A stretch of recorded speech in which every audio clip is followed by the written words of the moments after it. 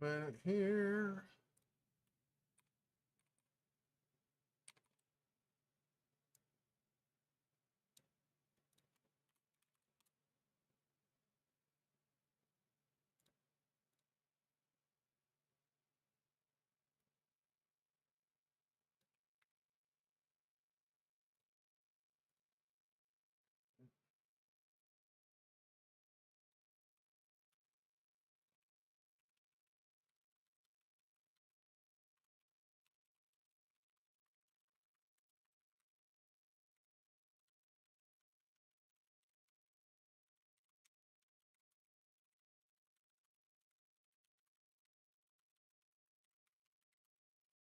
Just getting the links posted on Discord. So folks there have them.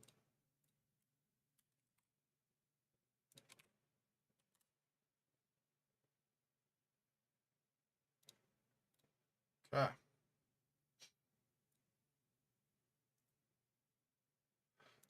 Okay, those are posted, so that should be all set. And I've tested the chat. So let me one more time do this. Make sure this is going to kick in for Kick. Hopefully, at least should. I've already got it working for Twitch. Kick is the one where it doesn't seem like it works all the time. Twitch, it does, well, generally. Maybe sometimes some stuff still slips through, but it is what it is. Not the end of it. Also, yeah, that looks good. All right.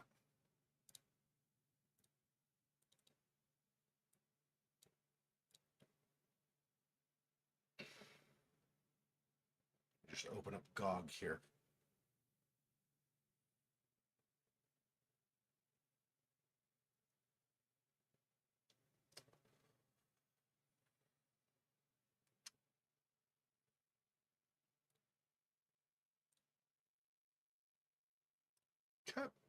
Okay, and we jump in.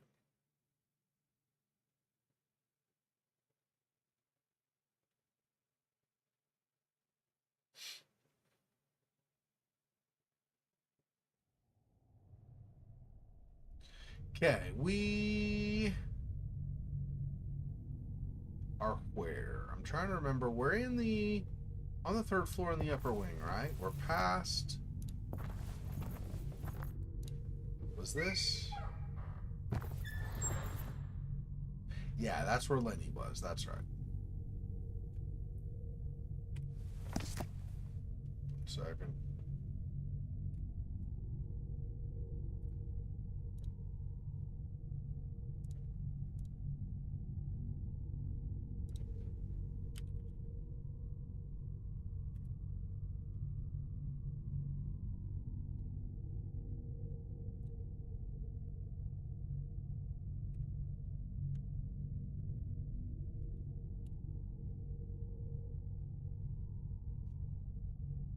Okay.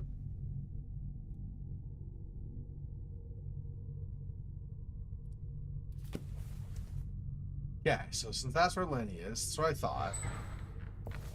Well, no, I should say that's not what I thought initially. I didn't remember, but I did. As soon as I went in there, I was like, oh, yeah, that's Lenny. Okay. So I was reminded. Okay, so we are progressing forward. Now, this looks like this has been burned, right? Is there even an upstairs map for me? Oh, yeah, over here. This is the old... Okay. So come through here. Theater. Not really able to read these very well. Is one of these, though...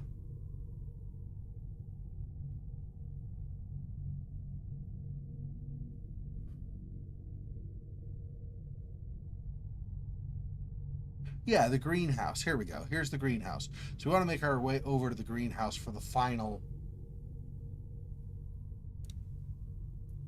valve that we need to turn.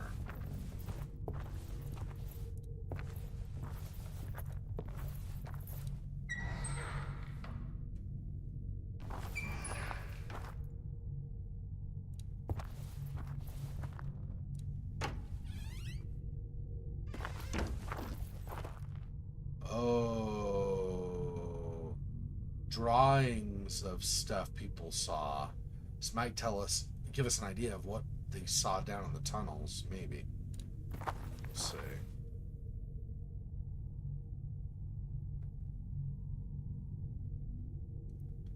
Lauren S. Wood. Is that maybe? It's like a alien Naga or something. I don't know what that's supposed to be. That might be it, though. It might be some ancient entity. Let's see if there's other stuff that looks similar. I kept thinking to myself that art could be anything, provided it depicted a sincere human emotion without any commercial interest. Thus, even a deranged patient was more sincere than most artists these days. Yeah, I mean, I don't fault people for wanting to make money off of their art. I mean, especially not necessarily get rich even, but just like make a living off of it. I don't fault people for wanting to do that. Obviously. It's not for everybody too. Some people are like, no, my art's more important, but I don't like fault people who want to make a living doing that either. Right? I mean, that's a decision they have to make first of all, and secondly, it's understandable. You don't want to starve, like literally starve, the whole idea of starving artists, right? Many cans of paints that have been emptied a long time ago. Obviously, that's not something to necessarily aspire to. Starvation is not a fun thing. If you've ever been super hungry at the end of the day, now just imagine that times like 10 or something, or 20, plus you actually hurt because you don't have food. It's not just it's uncomfortable or bothersome. You actually hurt, and you get weaker, and you suffer, like your body will pull nutrients from muscles and stuff, right? Not just fat. So, yeah, it's not great. There's no more paint inside of this. Those are more paint buckets. Yeah, this.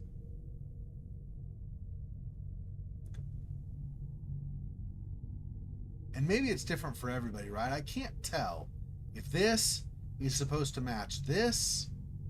This is like the face of this when it opens its mouth. I mean, it doesn't really have the same head shape, but it's not necessarily. Couldn't tell why, but the painting gave me a creepy feeling. I mean, people who were having literal nightmares or metaphorical nightmares where it's really horrible, but it's not actually while they're sleeping, so it's not actually dreams. Even still, those things, you know, if it's scaring them, there's a good chance if they put it into a way, into a form you can see, it would scare you too, right? So that's not surprising at all. Boarded up windows gave the room a claustrophobic feel. Yeah, you're not looking outside really very much. I wonder why, because this isn't like a dark room with photographs, so I wonder if it's just generally...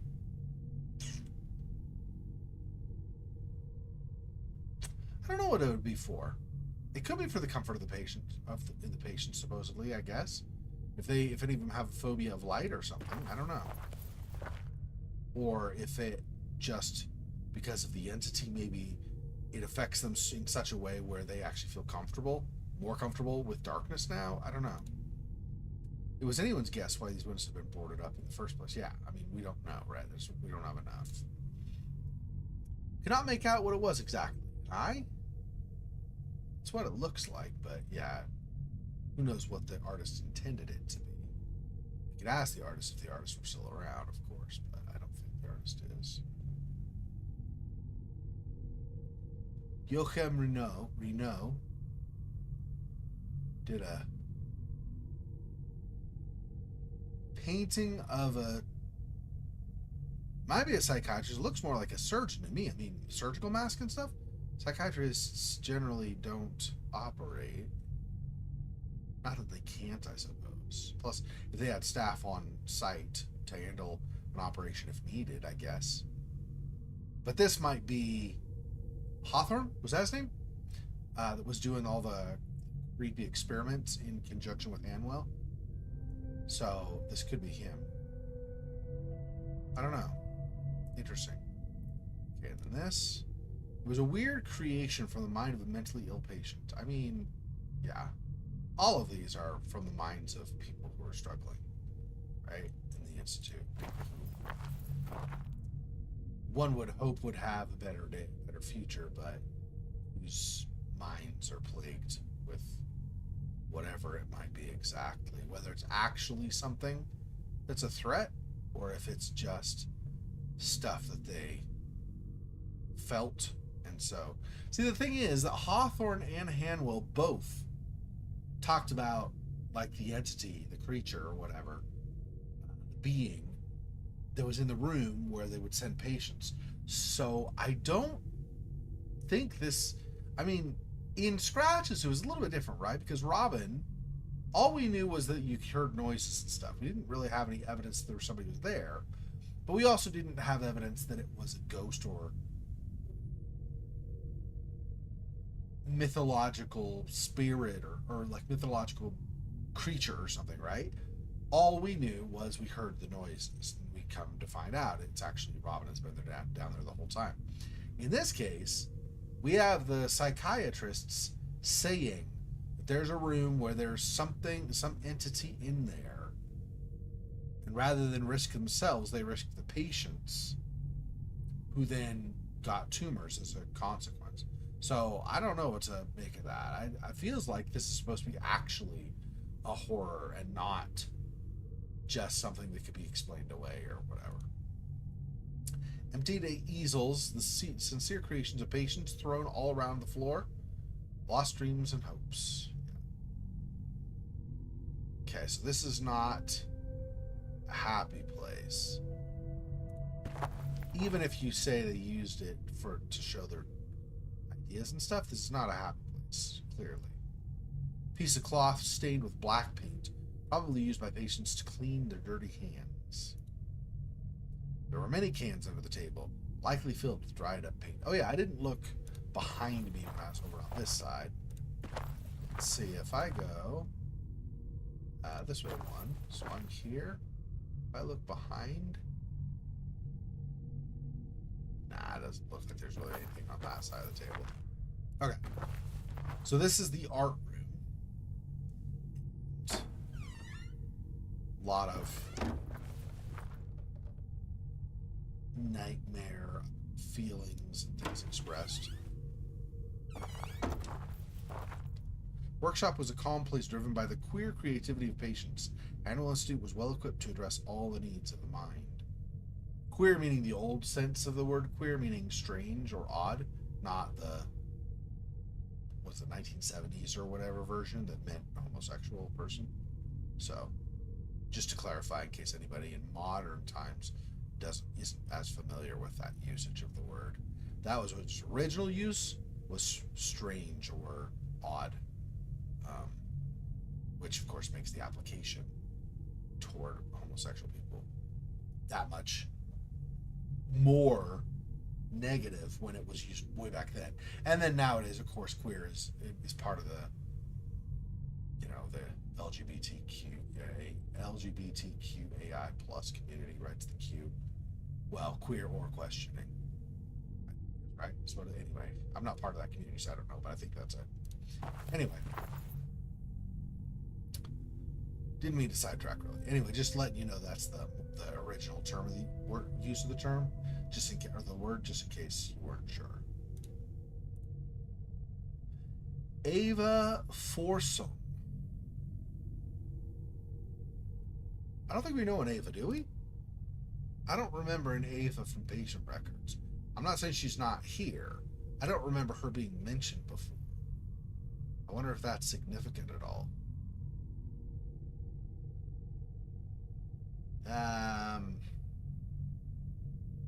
Don't think so. I think it's just one of these instances where you can zoom in to see something in more detail. I think that's all that's supposed to be. But Gwen Benjamin, another. Oh, what's this though? I didn't quite understand what this was supposed to be, but I guess art can sometimes be like that. Yeah. Captivating, at least. And I think that's it. Seeing if there's any kind of grab icon or something. I wouldn't expect it, but since we're zoomed in and we were able to see more, Like have him say something about it. Okay. Ava and Gwen. Yeah, certainly none of these. Don Luth. I guess working on this thing was good for the mind of the patient.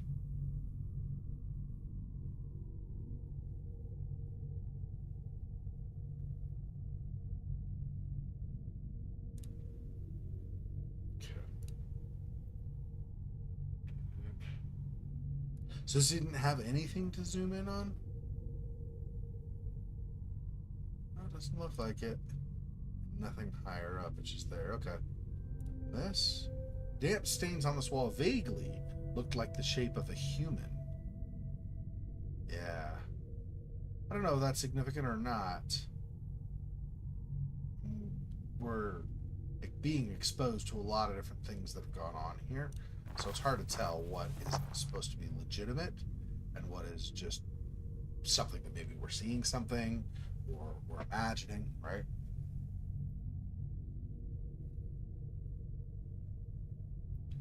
I don't see anything here to examine. This, lights don't come on, I'm assuming? Yeah. Okay. They work in very few places. I've kind of stopped trying them in most of the time. Of course, that probably means there's something I need to see that when it gets lit up and I just never turned the light on. I got this. Nothing of interest here. Jams. I don't have a wrench icon, so I can't interact with that in a way to try to unjam it. I guess we're just leaving it.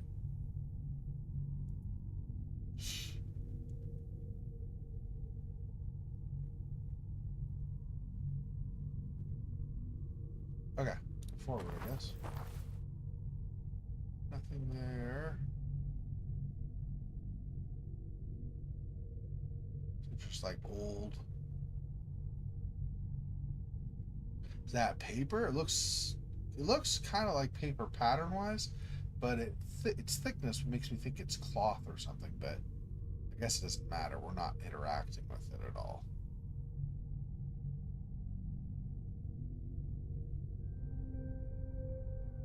Still nothing with there.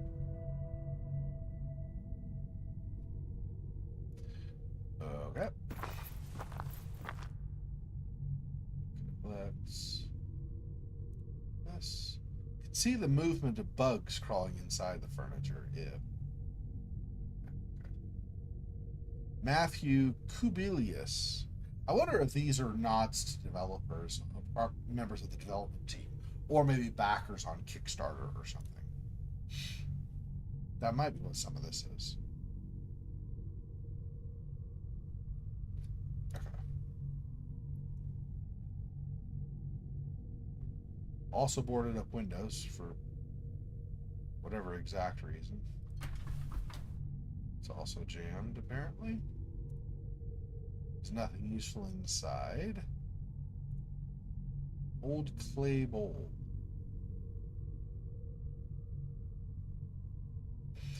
Okay.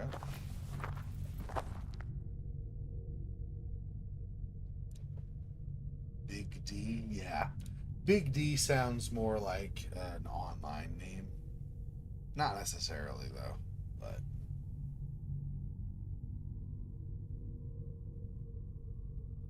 Unless it's Monty Python. Life of Brian, in which case maybe it's a Roman. Biggest dickus, right? Okay, let's see. Some kind of clay dough, likely used for twisted artistic creations.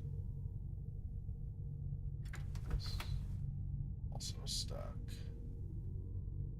So it doesn't look like we got much in here other than, you know, again, a feeling that people had worked on things and some of their experiences or things that came to mind were reflective of some struggles. Or creativity. I mean, it's creativity too, of course. So, there's that. That's back where we came. Okay.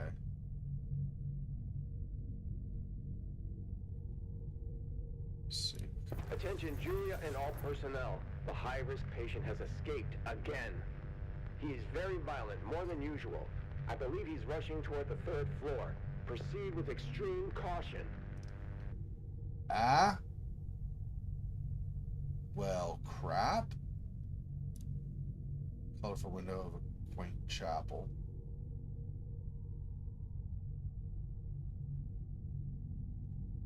Shoot. Suddenly I heard a noise, something close to me. No. I was wondering about that strange noise behind me.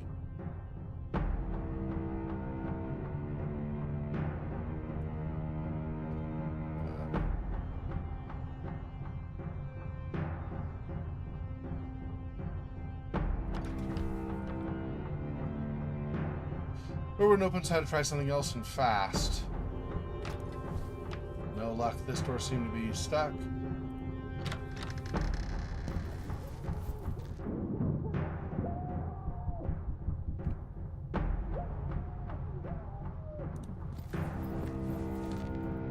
Music wasn't going to calm him down this time.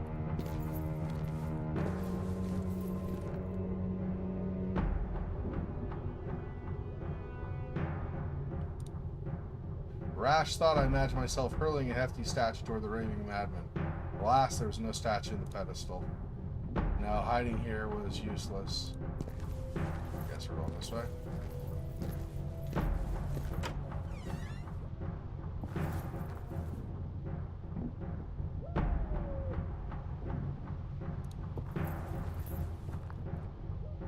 Didn't think I could defend myself with that. Senses think I can escape through this window. Senses think I can escape through this window. If the madman was chasing me, I felt like one of the insects in the spider web.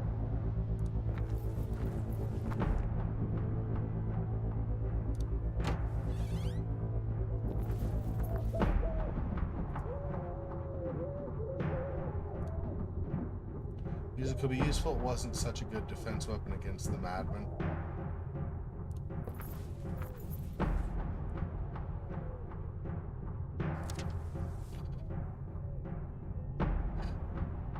Short magazine, Madness in the Hospital. A patient hurts herself savagely. Following troubling rumors of patients being mistreated in already alarming hospital conditions, the overcrowded Hanwell Mental Institute, once a beacon of international respectability, has succumbed to its worst episode yet. Readers are advised to proceed with caution, as the following paragraphs present potentially disturbing descriptions. Disgruntled employees and cornered family members and patients have been warning the media about an atmosphere of neglect and allegations of misconduct in the establishment. So the brutal incident that transpired yesterday evening should not come as a surprise. A pregnant patient with severe mental disorders descended into the manic state and performed a sanguinary abortion on herself. Nurses who witnessed the self-mutilation described the scene as a savage bloodbath, also saying that the patient was alone in her locker room without access to any foreign objects. Nurse discovered the vile act thanks to a pool of stuff spreading under the door. When pressed, she refused to reveal any further details about the scene inside the room. It's clear to this reporter that the famed Hanwell Mental Institute is spiraling out of control, and authorities should seize control of the building.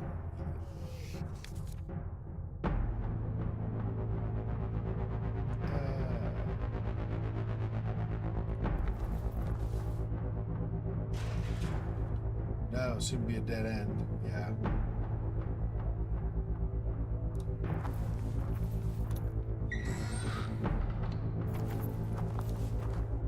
Thought about running away. The corridor was long and the madman was too fast. I risked getting caught.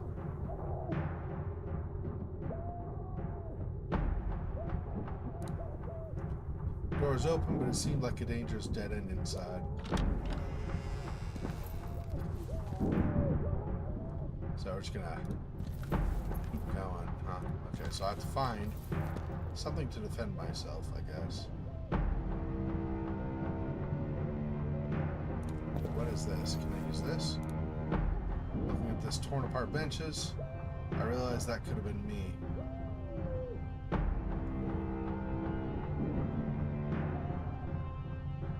I think I'm using this? Okay.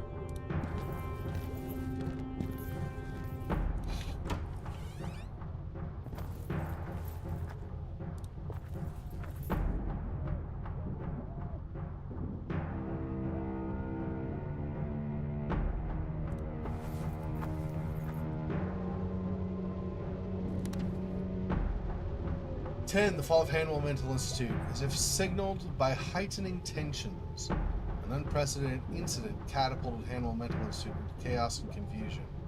An unsupervised patient mutilated herself in the most vicious way imaginable. Exact details of the episode continue to be unclear to this day. The remaining staff at Hanwell spoke of a grotesque scene beyond the limits of human comprehension, which prompted something akin to a rebellion within the encaging walls of the hospital.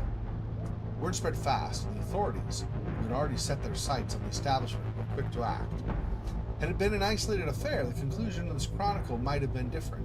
The combination of disenchanted employees, wild rumors, and growing public scrutiny spelled doom for Hanwell Mental Institute. In a heartbeat, authorities swarmed inside the building with a warrant order, apparently having prepared in advance for just such an occasion. What follows next is a tale of mayhem. Documents were seized, staff members taken into custody, and much of the facility equipment shut down. I love how we can read all this while we're technically writing away. In the blink of an eye, Hanwell Mental Institute simply stopped functioning. The building was evacuated almost immediately, and all of its patients were redistributed across a number of smaller but more modern facilities.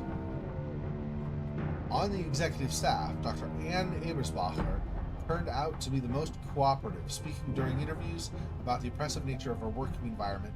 Dr. Ellis Hawthorne was found in the basement of the building, seemingly attempting to evade the authorities.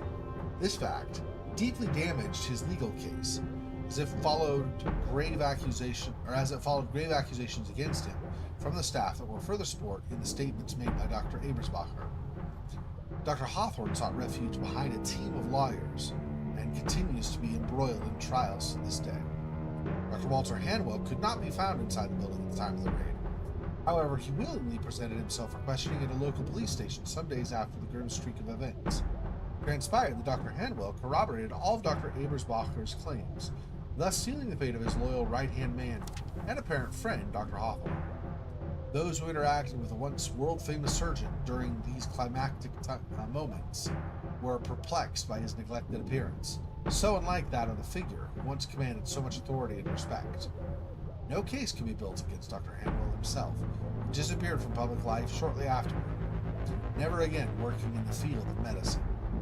More recently, a few years after the interlude of depravity that became the downfall of Hanwell Mental Institute, the probability of rehabilitating the symbolic building was resurfaced. Once again, Dr. Ambrose Miller, who is closely acquainted with its history, has expressed interest in helming efforts to return the establishment to its glory days.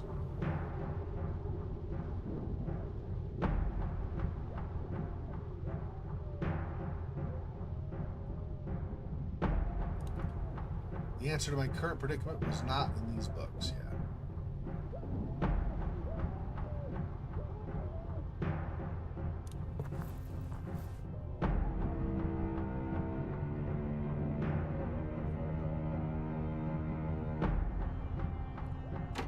We'll try again here. I'd managed to block this door. The madman could still leave the empty room using the other door.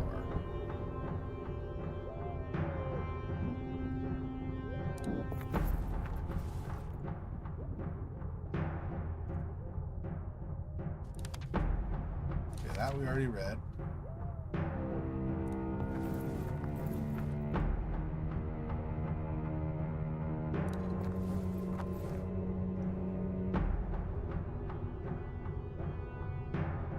Not leaving through this, but can we use the chair or anything? No.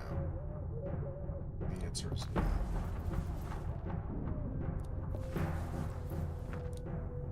No, it seemed to be a dead end.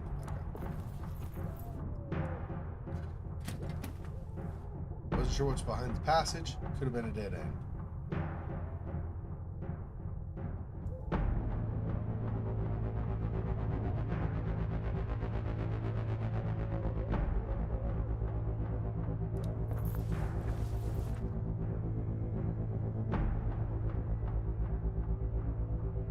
Hey, Silhouette, welcome. So the aggravated patient from fairly early in the game escaped again. We were wandering out. So we're on the 3rd floor. It's mostly like wrecked like this, like burned and stuff. Anyway, and we had been, we came up here, and in the theater room, Lenny was there, the guy who sweeps and cleans up and stuff. So we talked to him a bit. Anyway, we started coming down this longer hall here, and as we were approaching this door, an announcement came that the guy had escaped.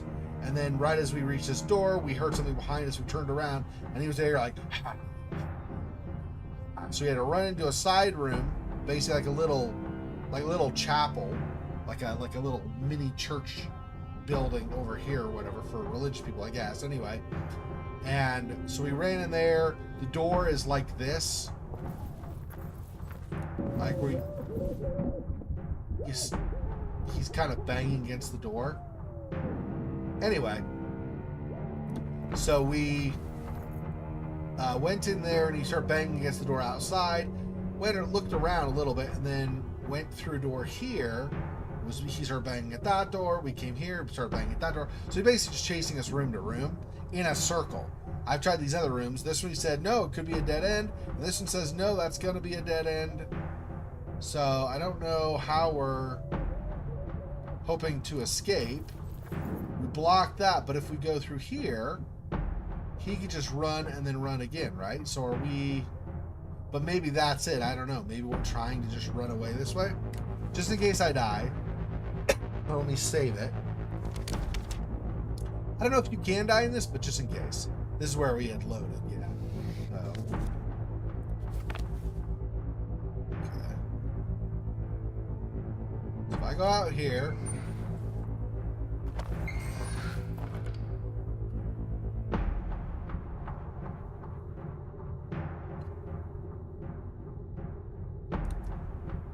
Want to run, he can still get me. If I go here, that was inside that room, maybe blocking the door would do the trick. Astoundingly, he'd been able to move this massive pulpit. Seemed like the madman attempted to move the cross to no avail. However, it was still loose. Couldn't reach across from the spot. I have to go here.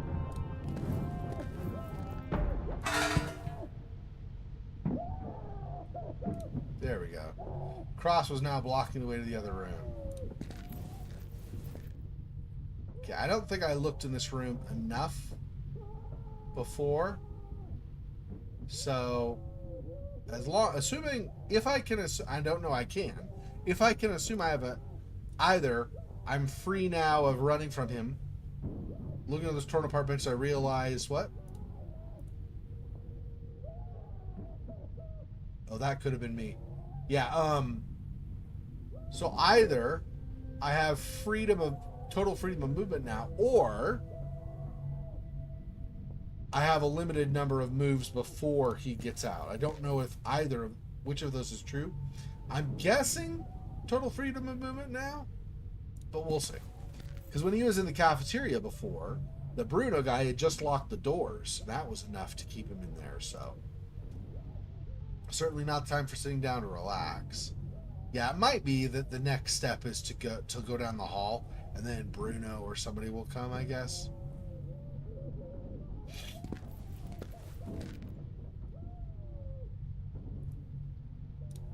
Yeah, so I blocked him with like an easel, like a painting easel in that room, and then with the cross over here, I guess. Alright, so.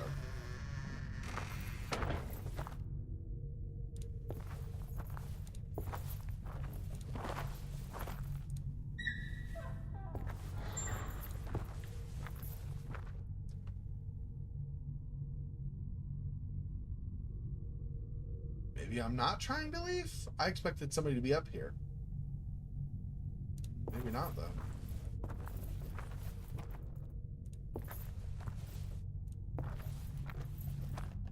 Doesn't seem like anybody's here. Interesting. Okay.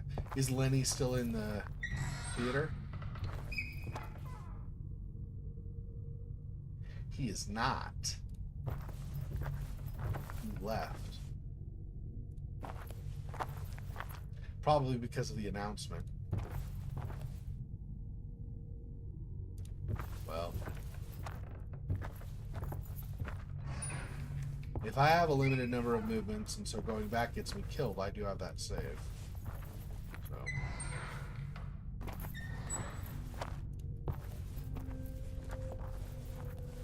Let's see if I try to go across.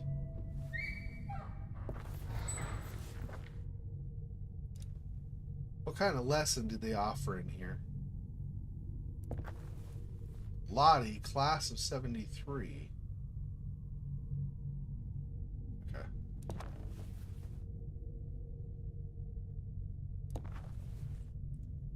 Jari Antero Markkanen. Yeah, I think, I'm not positive. I feel like these kinds of things that we run into, you know, on this third floor are probably things like Kickstarter backers, or if they're on Patreon supporters or something. I mean, obviously I don't know, but that's what it seems like to me is probably what we're seeing here. Because you can zoom in and read the names, but not actually interact with where the names are. Plus, they're in kind of weird orientation sometimes. So Daniel Schick and Cesar Guarinoni, or Guarinoni, depending on if it's Italian or Spanish. I think Cesar's both Italian and Spanish as a name, so I don't know.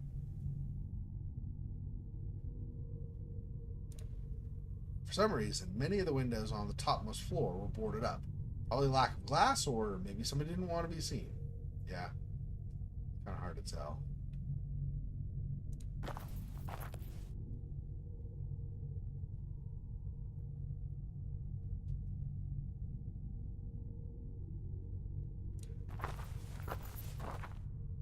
Yeah.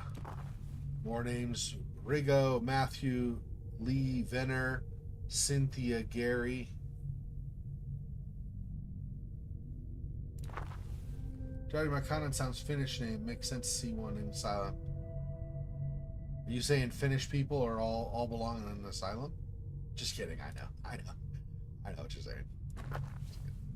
Trevor Orestes, Fabio Romano.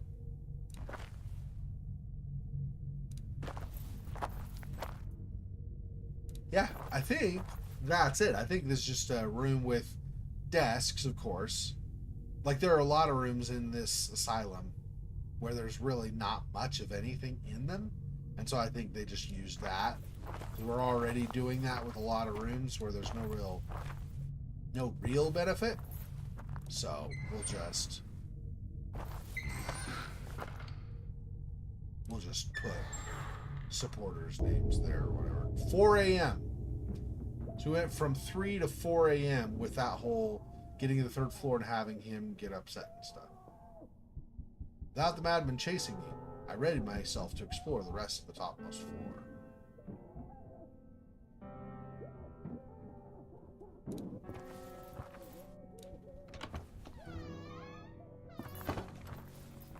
Scent of rare incense, or perhaps something old and arcane, almost made me stop in my tracks. Every corner of this hidden room seemed to hint at ancient secrets. What foreboding revelations were waiting inside? Yeah, it'll be interesting to see. Now, to be fair, they did a good job of this in the game Scratches. And like we talked about before, some of the team, not all, but some of the team from there, it worked on this as a new company, Senscape, instead of, I don't remember what they were called back then. Anyway, but what I was going to say is, in Scratches, they did a pretty good job of, I think, at least for me, of making it look like something supernatural might have been going on with the scratching noises and some of the there's something downstairs I have to investigate and all that stuff, right? And there was the room with all the African artifacts and stuff, right?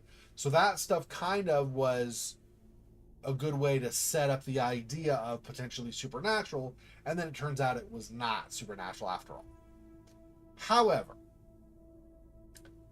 in this one, we have at least two former psychiatrists, well, two former doctors who were at this institute.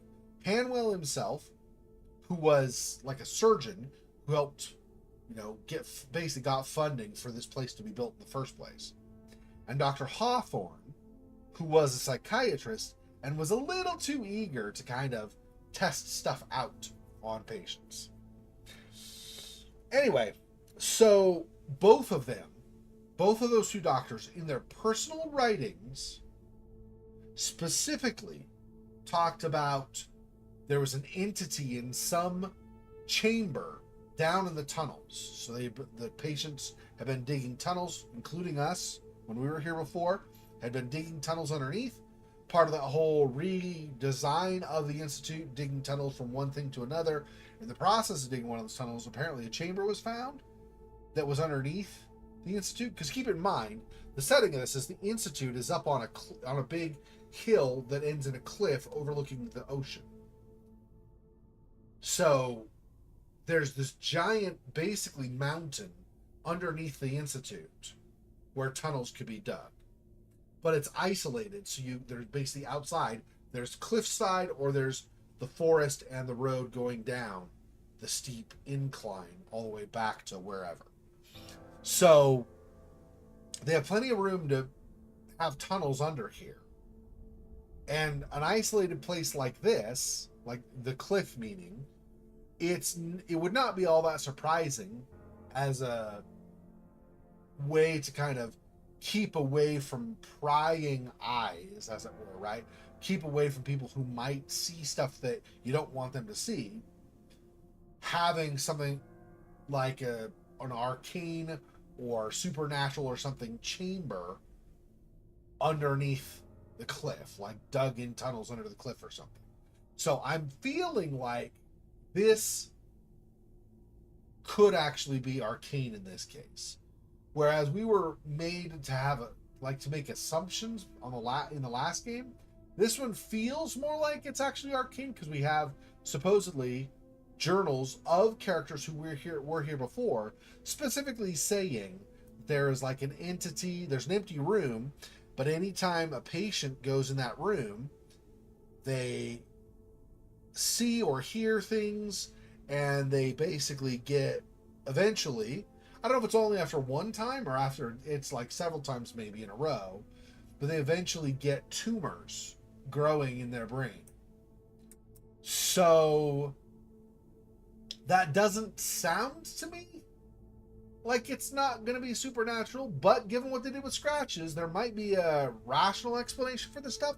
We'll have to see where this goes. But for now, at least to me, it feels more supernatural. So having a chamber like this with like spell books and a mini candelabra and this that looks like some kind of arcane device, that doesn't surprise me. If nothing else, even if people were not actually involved in supernatural stuff, if people thought something supernatural was going on, this still would make sense, right? So this drawing was almost exactly like Bertrand's. He'd been in this room, so they forced him to draw the symbol. I'm going to say I think the answer is no. I don't think this is Bertrand drew this. I think Bertrand was exposed to whatever. So whoever drew this circle was exposed to the same thing that Bertrand was when Bertrand drew the signal in his cell.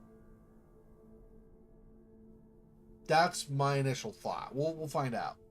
I don't know how many more hours we're going to be here. So far, we've been here almost the entire night. We arrived at the very beginning of the game at 8 p.m. and it's now 4 a.m. according to that little title screen we saw. So, yeah, okay. Paintbrush, possibly used to paint that large symbol.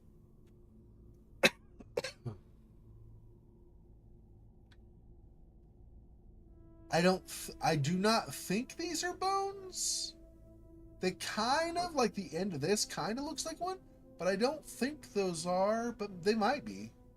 These are bones, I think, for sure. I don't think these are, but maybe they just don't look like it from the angle.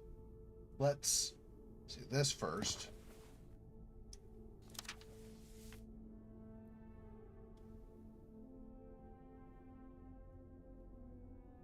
Is this...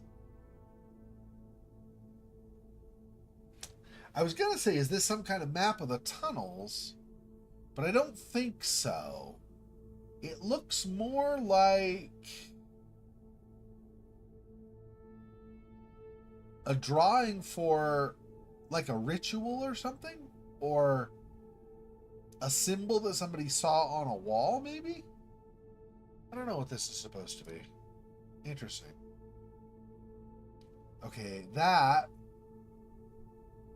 looks definitely like some kind of like a what do you call it? Arcane device or device associated with supernatural things. It could be a key. It could be some kind of like a staff or a little mace, a little club or something. Maybe I don't know what that is exactly.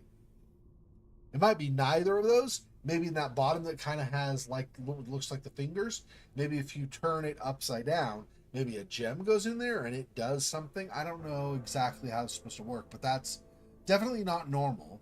Not like mundane, I should say, right? So outside of the realm of magic and art and supernatural stuff. Yeah. Yeah, okay, see. Bottom left corner, we have the Earth, right? South America, North America, some stars, and the moon. Bottom right, we have a circle, if that's a planet or not, but a realm or a portal or something with that symbol that Bertrand drew on the floor, and then it's on the floor in this room. And they all apparently are somehow under the influence of, or tied to, or something, whatever that thing on the top is. A dark realm? Is that... If this were outer space, I would say maybe that's a black hole or something, but I don't know if that's what that's supposed to represent. It looks like several constellations, though.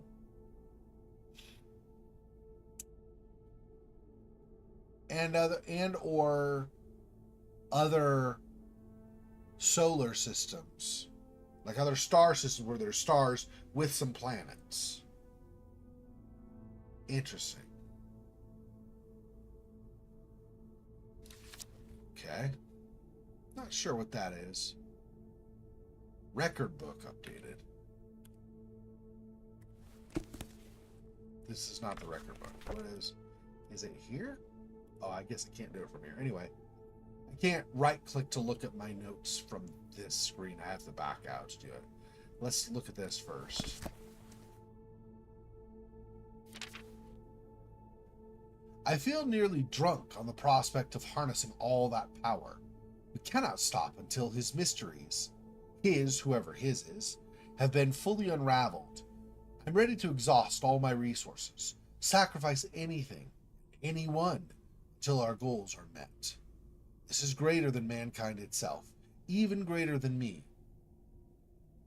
This is the right symbol. I know it.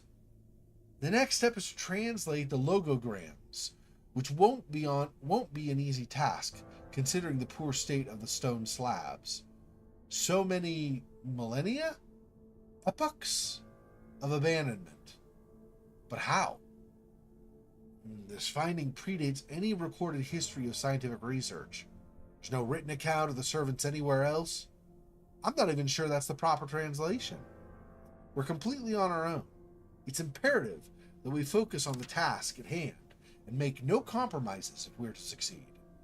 We may well be the first civilized and sane human beings to ever gaze into the innards of this mountain. If what I suspect is true, what awaits inside grants the means to ultimate enlightenment, permanence of actuality at our disposal. Servants is far from an accurate word, but there's no better way to describe them with the meager information we found. Contrary to other ancient tribes, chief among them the so-called Dalmar, who at least had a sense of purpose in keeping a vicious god at bay, the servants sought to commune with a benign, malignant entity. I wouldn't call this a goal per se, but rather a way to exist. The servants sensed, as much as their primitive nature permitted, the formidable but alluring power of the entity. To achieve this communion, these earliest beings would make use of psychoactive substances, or entheogens, as they're referred to in recent times, to reach the state of genesthai, I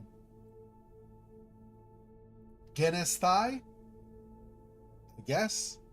It looks like gene-like genetic or genesis-like creation, but I don't know what that is. Anyway, so the state of genesthai, the true meaning of existence. Consider the implications of this fact.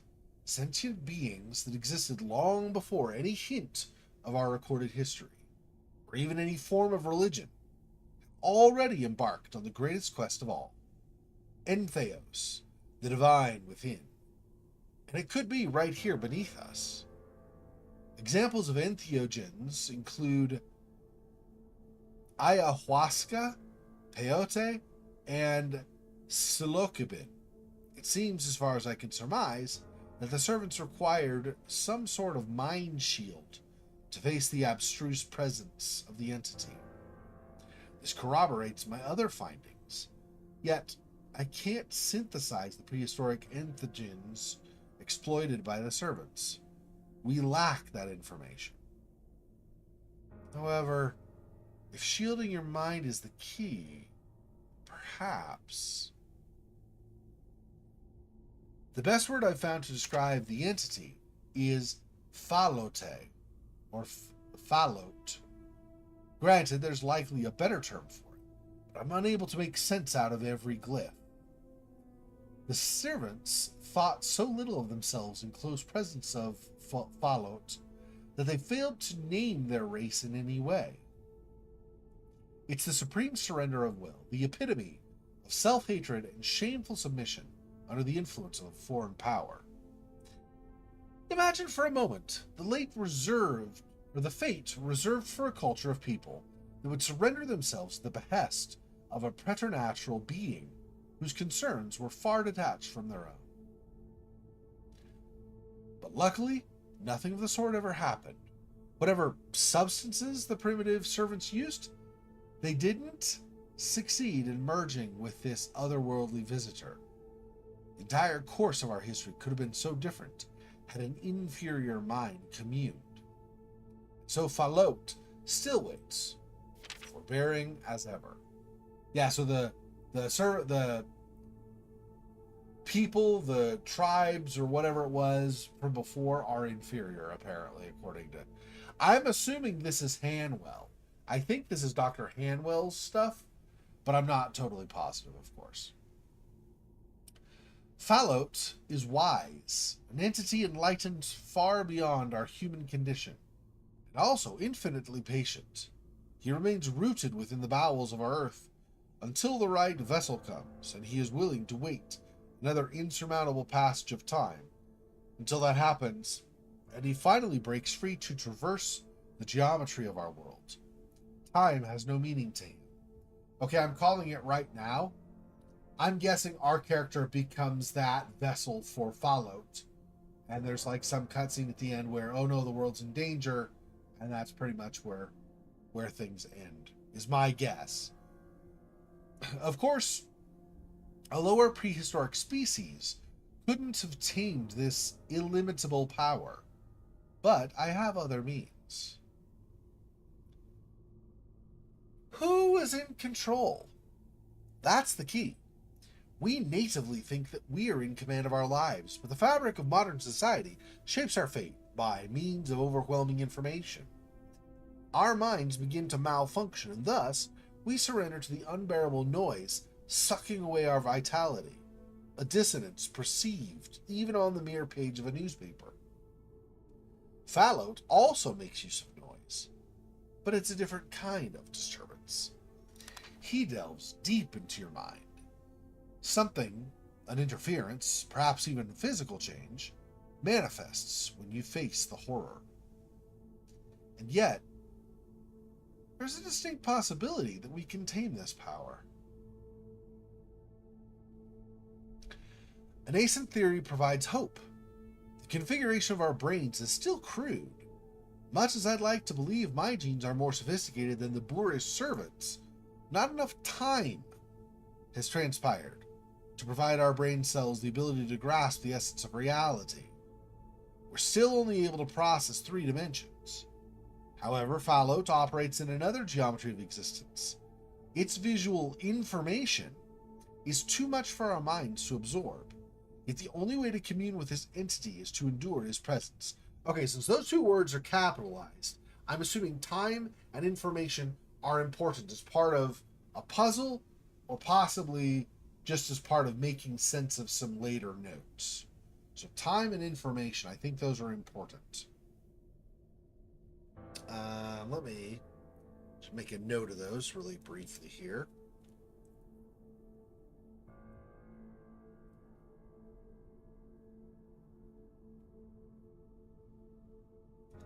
My pen does not want to consistently write, so I have to rewrite certain letters when the ink stops working. Okay, there we go.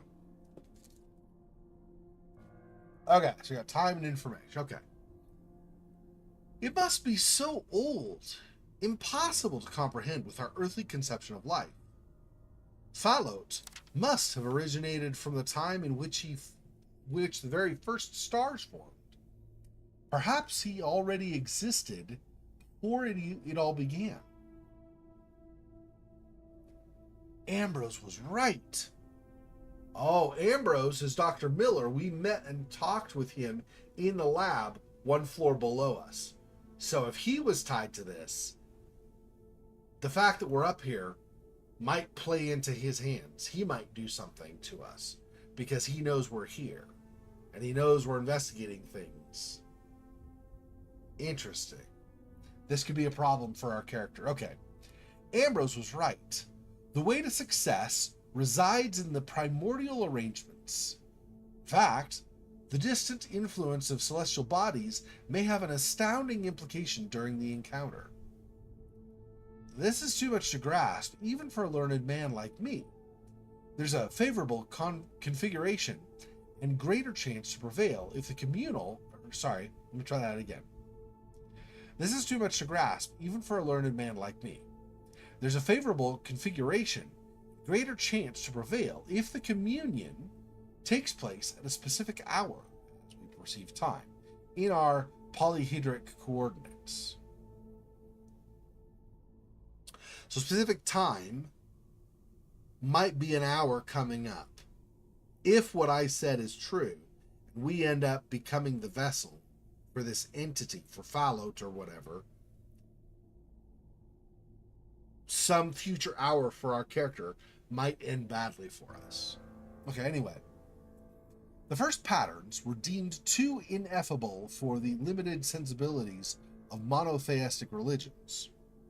But our illiterate ancestors couldn't grasp how the primal instinct of a lowly species like the servants operated, seeking meaning in the simple organisms of their era, arachnids, coleopterans, millipedes, grubs. Yet, the shapes of these suggested constellations don't directly correlate with the orthopods that inhabited our planet. They are grotesque caricatures of otherwise familiar outlines, as if some vital feature of their true physical forms couldn't be conveyed on that flat surface of these slabs.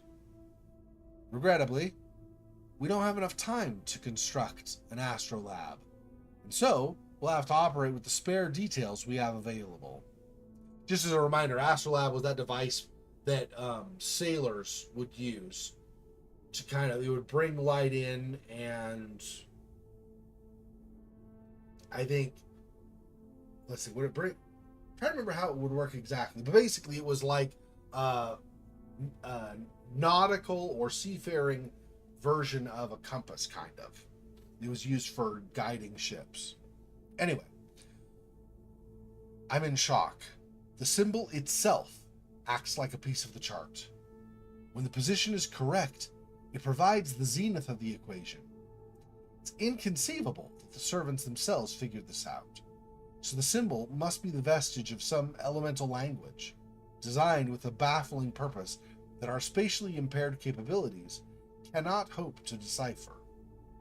The only way is to realize the encounter. The vermicular shape. I've seen it before.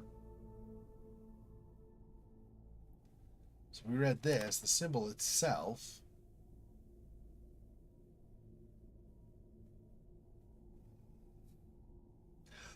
Don't know if this is helpful or not. This might be the symbol, but it might also be the one that's drawn on the floor. I'm not sure.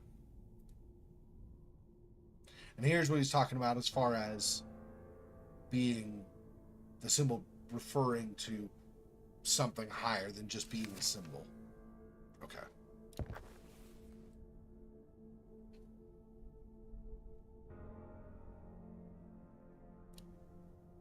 Wondered what bizarre things had taken place inside this room.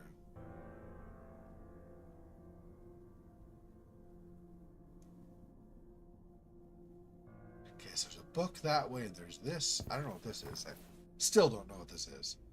For some, like I said, for some ritual or something, I would imagine. It's an odd-looking structure. Perhaps an altar of sorts? But from where? I mean, probably from... It was probably built or dug up. Like, built on instructions from the entity, from Fallout, or found somewhere near where they encountered Fallout in that single room. That'd be my guess. This might be a nod to Scratches. You have a jade ape head, it looks like, which kind of makes me think of Africa to a point, like apes there and stuff. And jade mines, so maybe. Anyway. Strange titles, such as De Vermis Mysteriis, gave me the shivers. As much as I love books, didn't even dare open those. Yeah. It's the whole Lovecraftian theme, right? Okay, this book looks bad.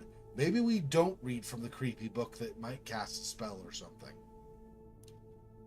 I finally found the candles, Jerry.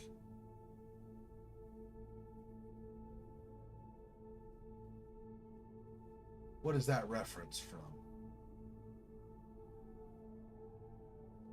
I'm curious what that reference is from. Hang on.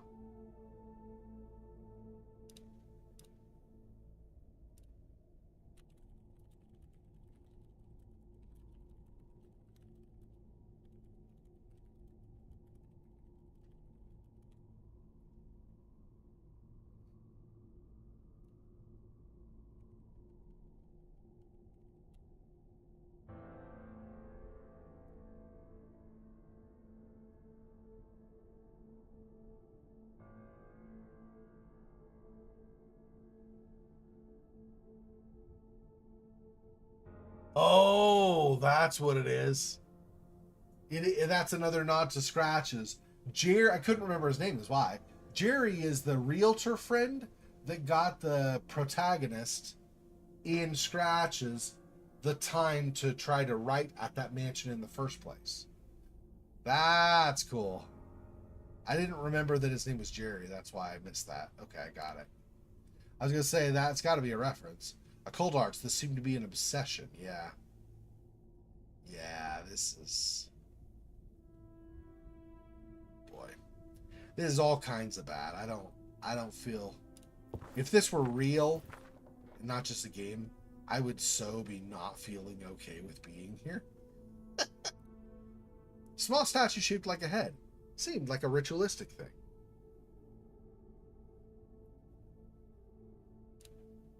Books on esoteric topics that I did not want to peruse. People who spent time in this office had some macabre tastes. I wonder if this skull is something they found down near the chamber where Fallout is, and maybe this is one of the servants that the people that did not name themselves I don't know. Interesting though, because this, you know how they talk about like, well, prehistoric man, right? But like, man from like before Neanderthal, even, right? So I wonder if this is supposed to be maybe something from that time or something. Interesting. Okay. Pile of jars with small stuff inside. Some things were better left alone. Yeah, these could be like Coptic jars, right?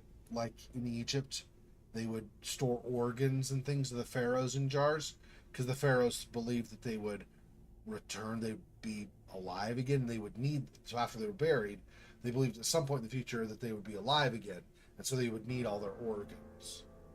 Although, if you're alive again, if you've been lying in a tomb for forever, and then you come back to life, would you really need your organs at that point? But they believed so, I think. If I remember, I might be misremembering, but I think that's what historically they did. Like I said, I could always be wrong. Okay, what is this? Staff or scepter was weird, like everything else in the room. Yeah, so that was same as before. Nothing new when we get closer. I finally found the candles, Jerry, so that's another one. Another reference, a couple of them, okay. Same quote, but... And then we can go that way further? Okay, let's look at this first, I guess. Did we or did we not just say we don't want to read the books in the room because they're creepy and probably trouble? And yet we're going to read this book? Really? I mean, I think we probably cannot continue the game without reading it. But bro, that makes very little sense. Well, I wasn't going to read it, but then my curiosity got the better of me. Okay, dude. It's no excuse. You recognize danger. I wonder what bizarre things to... Yeah. If you recognize danger, like, don't then ignore your intuition and go, I'm going to look at it anyway. That's just ridiculous. Tools were rusted and useless, but clearly they did stuff to people in here. Looks like scalpels, except this, at least this one here, has like it's a serrated blade, but not typical serrated where it's like small. They're like big serrations, big dimples or humps or whatever in the blade. What's this? An empty drawer, thankfully without anything weird in it. Thankfully? Weird is our middle name. What are you talking about, dude? Why do you think I play games like this? Because I like the creep. Bones. Nice. What's the meaning of all those bones? People died and they were studying them or using them for something? More bones. I imagined, or hoped, the bones were from animals. They seemed like the kind of relics one would find in an archaeological excavation. Yeah. A dirty and sticky old newspaper. There is nothing to grab in here, so we're just looking at it and saying that is weird and kind of gross. Okay, got it. Well, damn it, do I really want to read that? I feel like I don't really want to read that, but I don't know, what's the other choice? I'm back out here. I can proceed. That's going to go way farther on. But one of the things we did need was over here, the greenhouse. Greenhouse had one of the valves we wanted to turn to finish lowering the height of the water in the sewers underneath so that we could continue forward. So I guess since we're moving on, I guess we'll read the damn book. Well, No, I'm going to come back because if reading the book does some kind of a cutscene, I don't want to miss if there are more notes or something this way for more of the story. We'll just proceed. We'll just make sure we come back to that, I think. Unremarkable box that had nothing inside. Buckets were dirty and empty.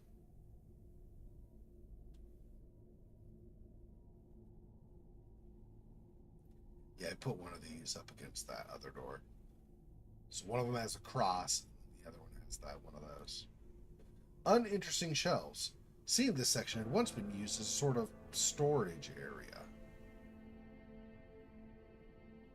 Yeah, we have similar down in the basement.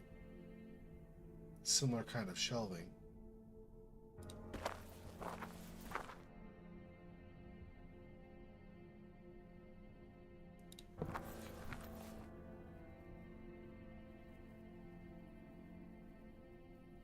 It's interesting the light here kind of works. Most of the lights in the Institute don't work at all.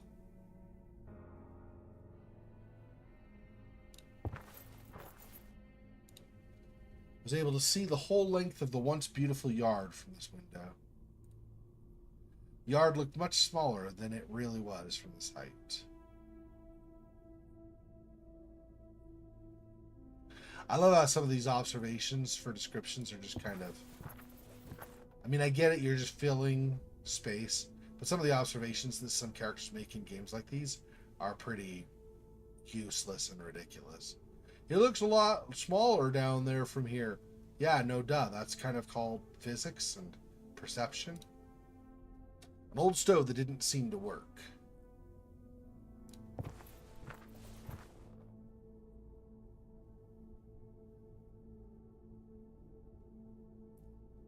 Let's see. Okay, hang on. So from here... Okay, so we're coming...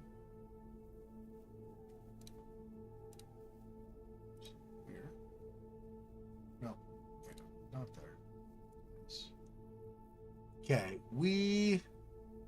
yeah, so Psycho Dangerous Guy is in this empty room. Office is where all the arcane stuff was. Deposit is the room where we block the door here, and then of course the cross is for the chapel here. I already looked at the workshop and art room. It wasn't until we hit the middle of the hallway that he showed up here. And we did look at across the hall from the chapel, but this is, the doors are jammed. So we've got all the stuff here. Okay. Come here. This is blocked off. There's storage, and then apparently we cannot go through. Right? There's no way past it. The doors are blocked by the shelves. So we come here and around the corner. Yeah, so we were basically like around here, and it's the greenhouse just the next door through, and that's what we want. We will explore this other stuff too as much as we're able, but okay, so around here. Down. More stairs potentially to go up. Interesting.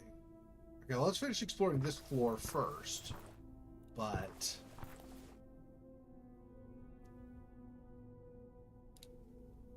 no way I could move all this junk on my own. It was necessary to find another way. So we're not getting to the greenhouse this way, which would be through that door. That's probably why we can go upstairs then. So we get to the greenhouse from here.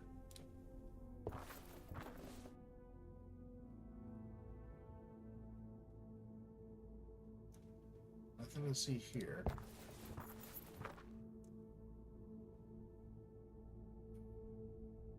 So we're in a floor above that one? I thought that was supposed to be the last floor.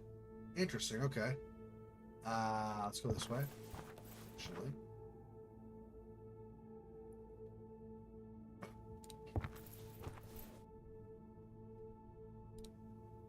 Thankfully, the outside world was still out there, waiting for my return. Yeah, I don't think you're returning, bro. I have a bad feeling the about your future. It does not have to do with insurance claims. Door was shut tight, okay, so not that way any farther. I wonder if we're going to find a map here at all then. Or if that's not going to be a thing. Not seeing a map. It's not like we're getting lost, but I don't... Of course, I didn't see any rooms on the sides either, but I'm just thinking in terms of we won't know what a room is when we enter it, right? It'll just be some room. I can see the opposite side of the building from here. Okay.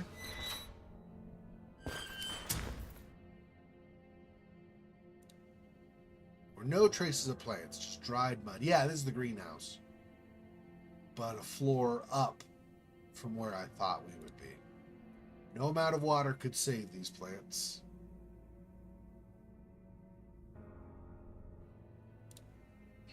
The whole state of the greenhouse was quite sad. There's nothing worth mentioning for either of those, apparently.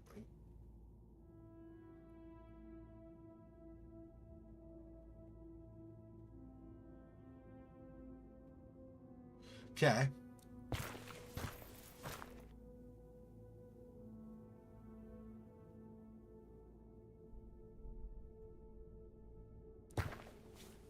Oh. Peculiar flower.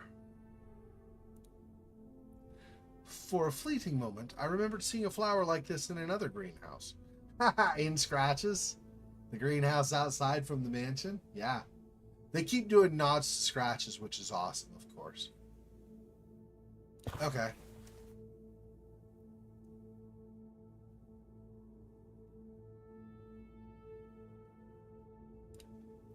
There were no traces of plants, just dried mud.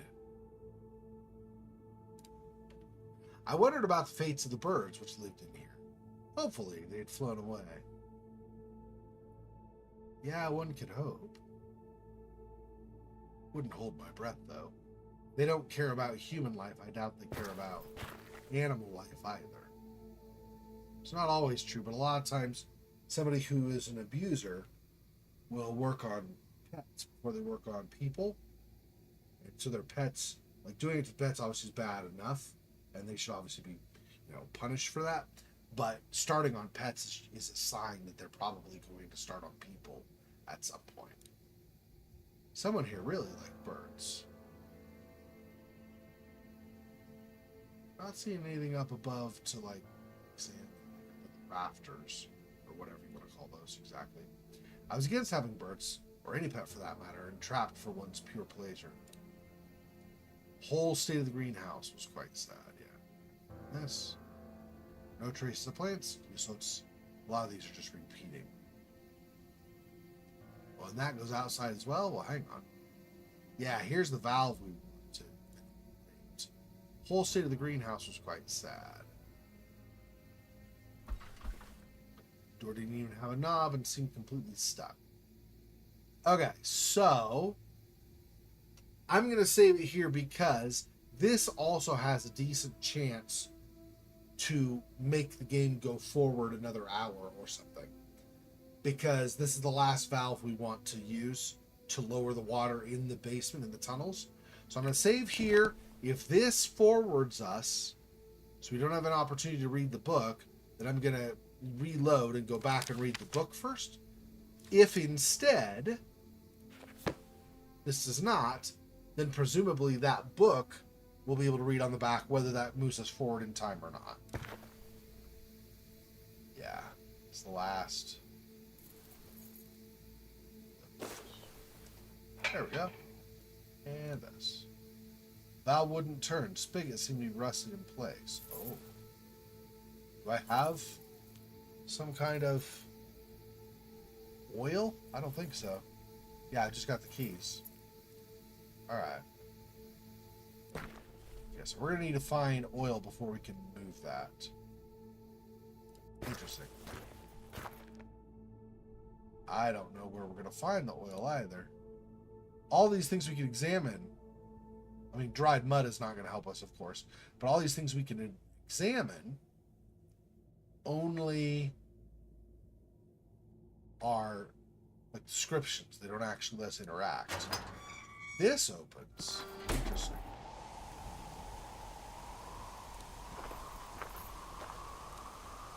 Imposing mountains encircled the forest surrounding the Institute. Ah, oil can. Perfect. Okay.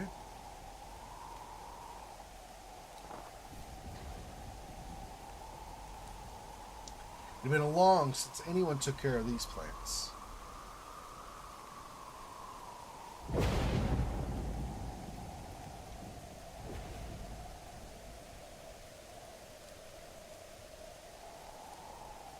Wood planks, they were everywhere on this floor.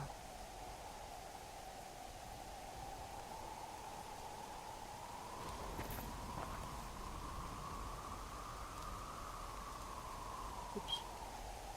Perpetual forest made me feel even more isolated in this place. Harsh storm outside was whipping this terrace.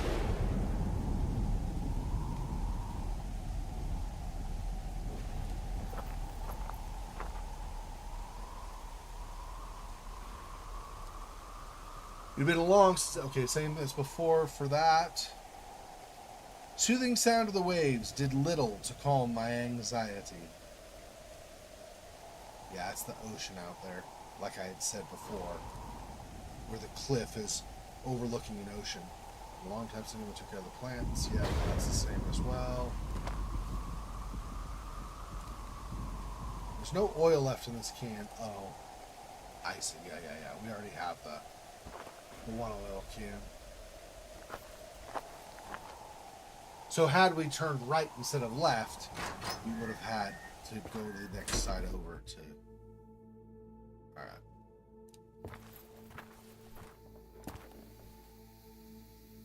Alright, oops, hang on. Okay, let me save it again so we don't have to... Not like it's a lot to do, but at least we don't have to get the oil again.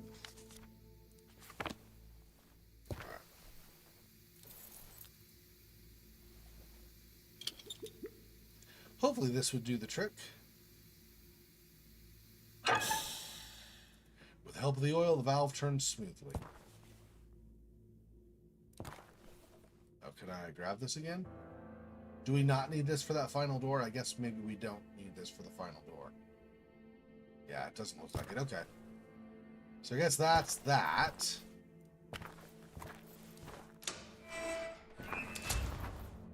Go back downstairs. Read that creepy book. And then see.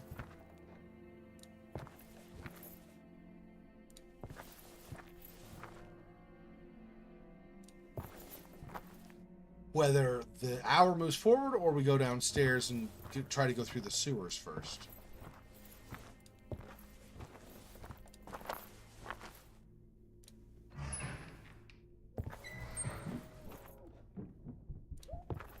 Let's read the creepy book first before we move on. Still say, obviously, if this were real, this is a bad idea. But...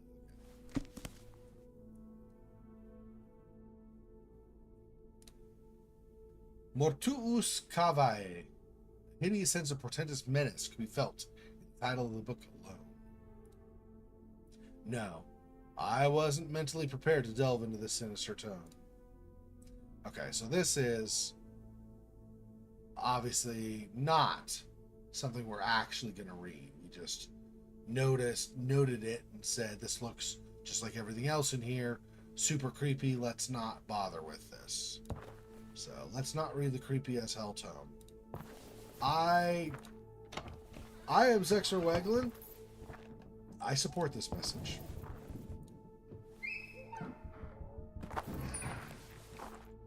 This is... Oh, no, that's right. We were able to enter this door, those doors, but it's just the desks. Okay, yeah. All right, never mind.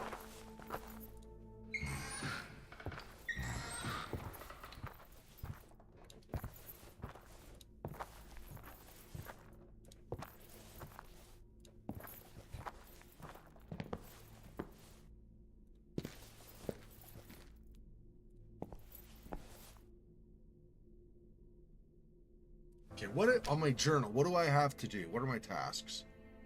Let's see. So obviously I have the oil can. I don't have the valve anymore. Topics. Encounters with the entity. That might be something to ask Miller about. I don't think Julia is new staff, so I don't think she'll know anything. And Bruno is new staff. We could ask Lenny. So we could ask Lenny or Dr. Miller. Possibly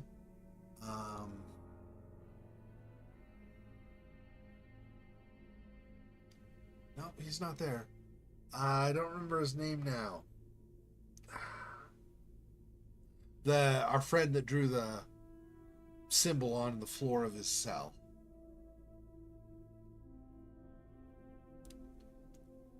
Retrieve the item in the basement. Find the catacombs. Jeez. I don't know where Lenny is now. It would be nice to talk to him.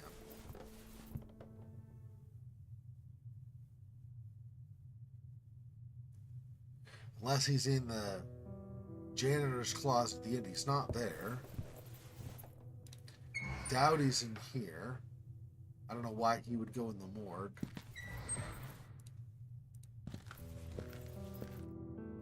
Yeah, no Lenny. No Lenny there. Probably not in the... Yeah, not here.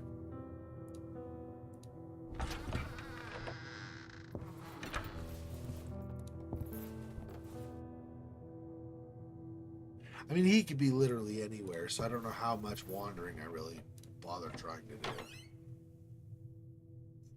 do. Is Miller here again, or is he still gone? Miller is still not here.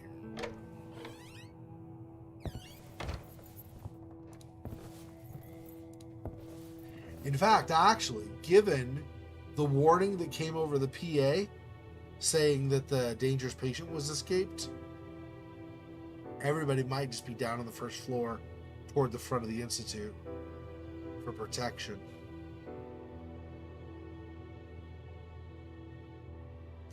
That might be where they are.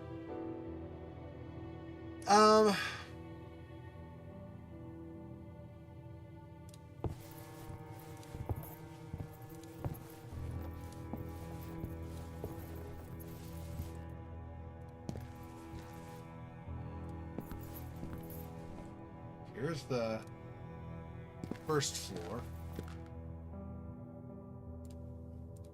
See if there's anybody. Since there are conversation pieces, like new topics to talk with somebody about, makes me think I should probably speak with somebody. But that may not be true.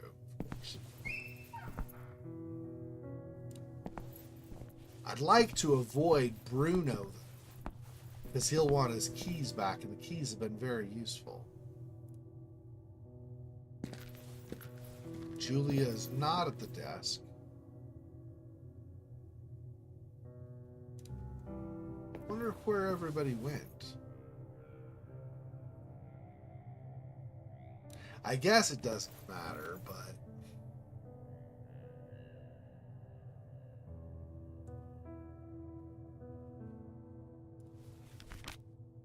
we have new topics, which is strange.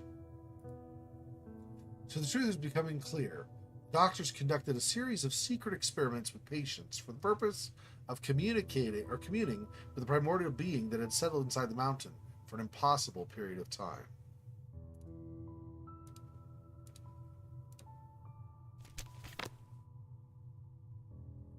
And maybe the topic is not to ask somebody about. Maybe it's just our own calculations about things. All right, let's just go across.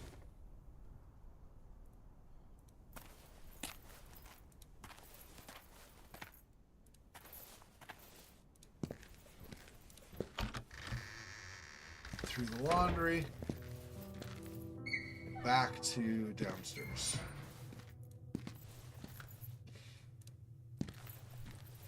So now we're going to the basement again.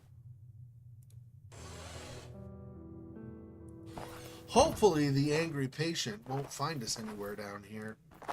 He was trapped in the room also, at least temporarily, but he's way up on the the 4th floor, and we're down in the basement. Hopefully he's not coming down here, but I guess we'll find out.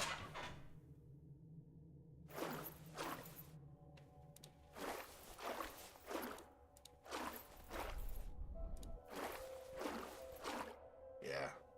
So now can we open this?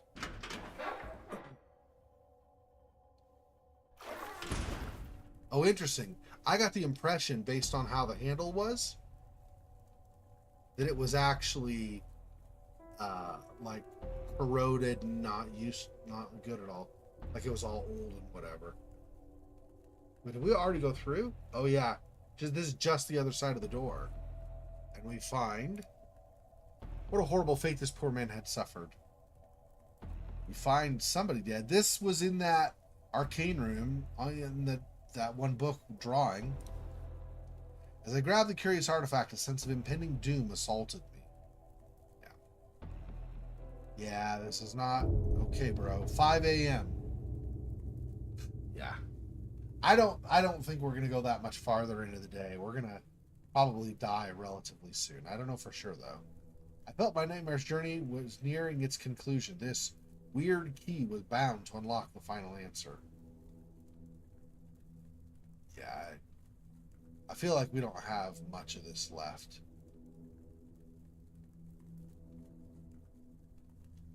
Can't go any farther? Well, there's that. Both the hellish glow and the heat from the boiler room upstairs invaded the septic tank. Oh. Okay. So, earlier in the game, we had a memory flash. But was it a memory flash? Maybe it was just a description we read. I don't remember which. No, I think it was a memory flash where basically there were two people, I think two doctors, probably Hanwell and Hawthorne both, up here, who had thrown, basically, because this door would have still been sealed, thrown somebody down here who had either been attacked by or became manic, like freaking out and aggressive because of an encounter with Fallout, the entity. And so he was down here, and when he had tried to claw his way, I don't know how he did it, maybe with these bolts, he somehow got up high enough that his fingers were trying to come through here, and they basically kicked his fingers or whatever, so he dropped back down here, and then they locked this so he could never get out. So they just, whatever happened to this guy was bad enough either to expose them, like people would learn the truth of what they did, or to expose them in the sense of some kind of influence with the entity and they were worried that it was going to get loose or something. Anyway, for whatever reason, they kept this guy down here, but they knew that he was down there and he was going to die down there. So both of them are murderers for sure. That's messed up. So does this key open this lock over here then? Thick change from going that route. Well, maybe we take this to where we were digging the tunnel, which would be this room one over. I don't know about that. Oh, over here maybe.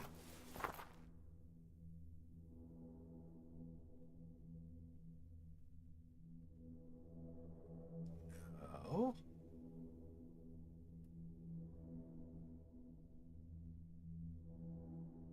Where would we use this?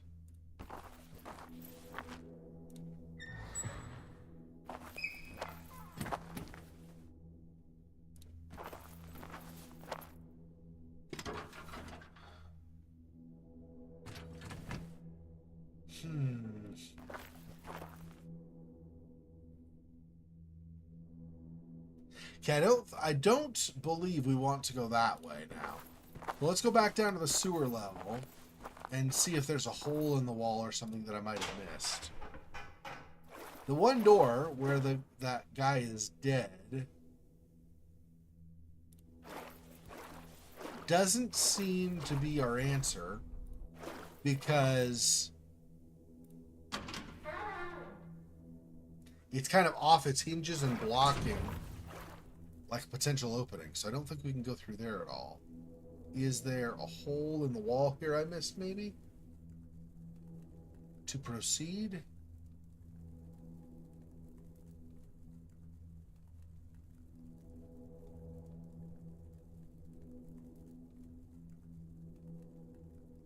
Not seeing anything here.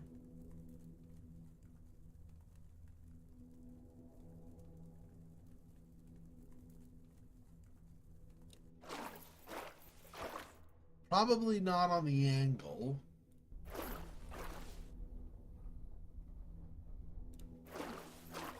So come back over here.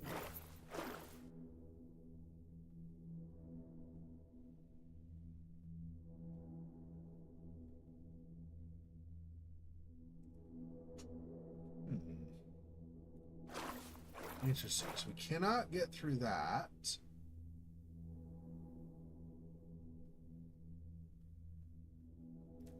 That was where we had the valve originally for the first thing we shut off. There's nothing closer, right? It's just the gauge, the valve, the pipes, yeah. Nothing there. We cannot go through there.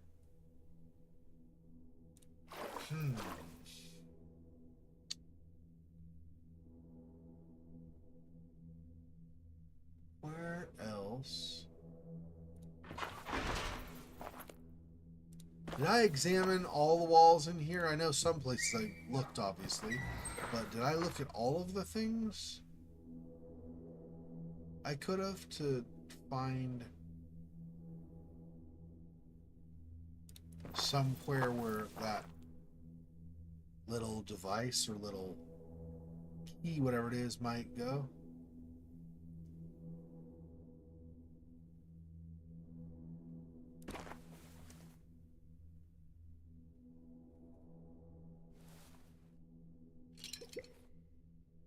Just a drop of oil will be enough. Okay. Does this go now?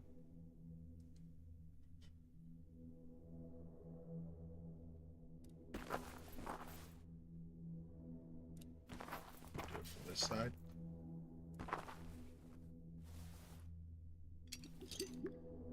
Applied a bit of oil to the wheel. That wheel.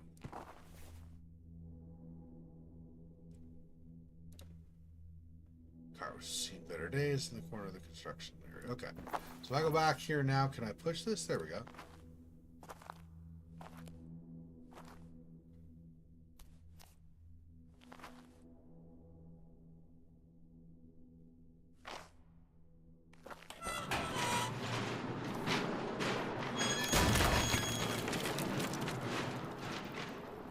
Yeah, it wasn't until I was back in here looking at the cart specifically that I remembered that the wheels were stuck.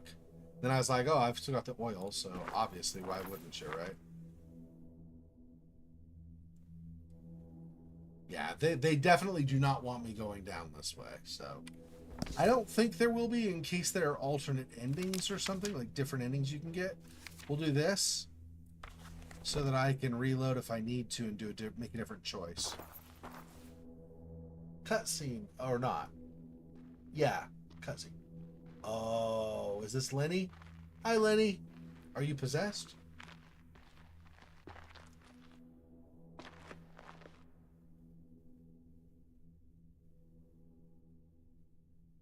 Lenny, what are you doing here?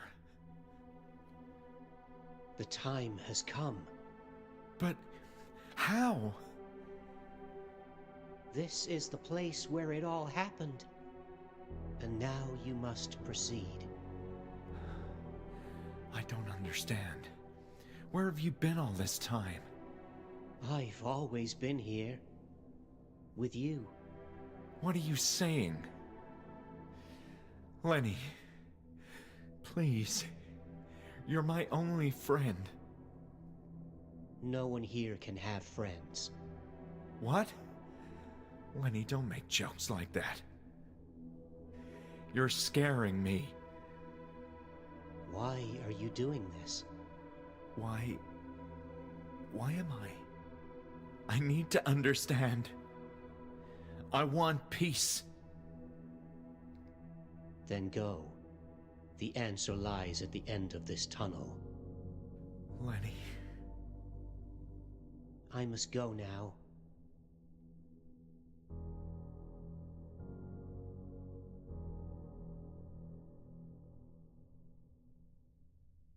Hey. Ellis, I'm leaving behind this hasty note in the event you can follow my steps. The situation upstairs is untenable. May have reached a point of no return with that revolting scene in the female wing. They couldn't handle it, Ellis. Their minds are too feeble. But they serve our purpose, and I have enough details now to understand what lies inside that cave. This is the second incursion of authorities into the premises, and we won't get away with things so easily this time. My own actions have raised suspicions, putting me under close scrutiny. There will be a thorough investigation. They'll ask more questions, and we can't afford to lose control over our discovery. Never. This is the end of the Institute. So I've made my decision. I'm going in. So time, information, and now in, just in case the capitalized words are important.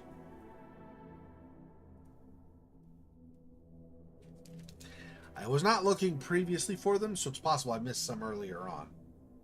We've wasted too much valuable time assessing the risks when we both know that no civilized human being has ever attempted this. Risks? Bah!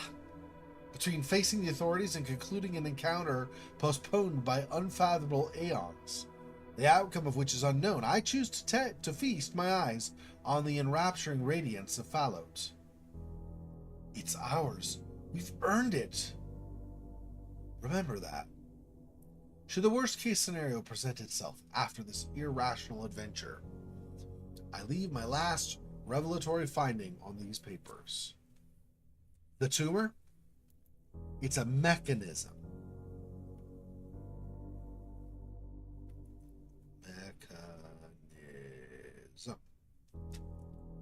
Ellis, the tumor acts as a sort of fail-safe device.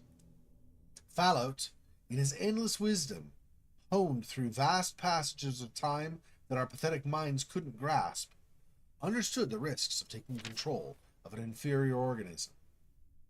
What lies beyond the cave? Is the vessel threatened in some way? How can he know if the organism will survive? So, the entity only goes so far in the reconfiguration of foreign tissue. He leaves only a part of himself as a test, maybe as some kind of probe which our biology develops as a tumor. This is the abnormal growth we observed in the patients. Ironically, it was him observing us the entire time. And that, Ellis, is our biggest mistake. Yes, the patients relayed critical and visual information to us, but the entity sensed the threat. We may be among the elite of our peers, but in the presence of Fallout, we're arrogant and stupid creatures.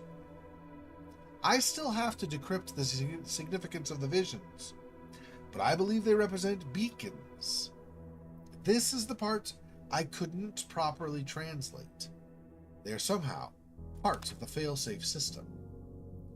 What I know is that he wants to leave, patiently waiting until an ambitious but strong soul faces him and successfully withstands his powerful gaze.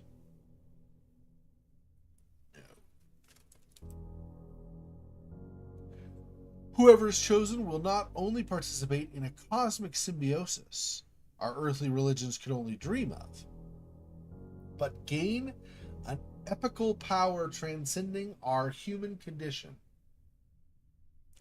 I should be able to tolerate his sight, if my suspicions are correct. Ellis?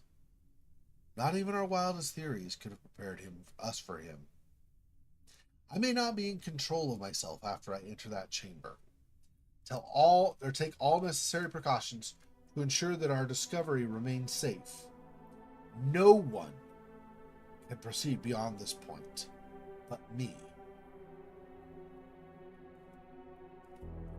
Yeah, I'm feeling less and less like the capitalized letters are special keywords and more just their emphasis in the writing. Anyway, WH, which would be Walter Hanwell.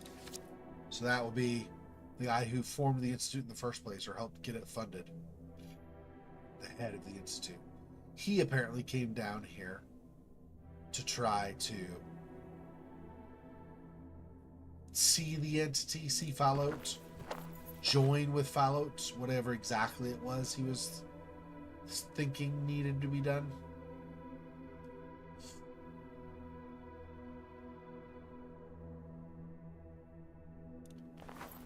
See any other things on the way so far, at least.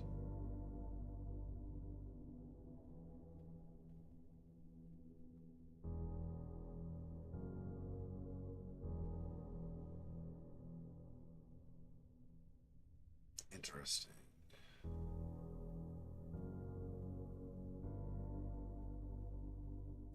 Yeah, I'm not seeing anything other than just go forward.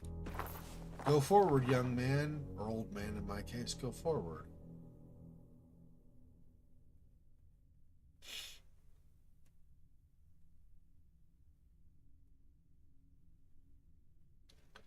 Yeah, nothing to do here other than continue.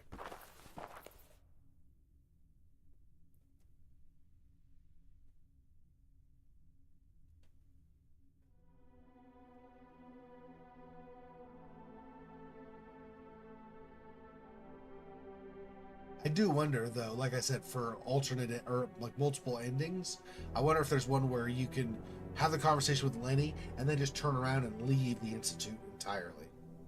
If that will somehow give you a different ending. Probably you're not going to be able to. It'll probably say, I have to discover, I must, I can't leave, and so it won't let you. But I don't know for sure, of course. So does this is an elevator, right? Does this just go, maybe, I don't know if this goes down into the chamber or just goes next to it and like there's a tunnel we still have to use. I don't know, we'll see.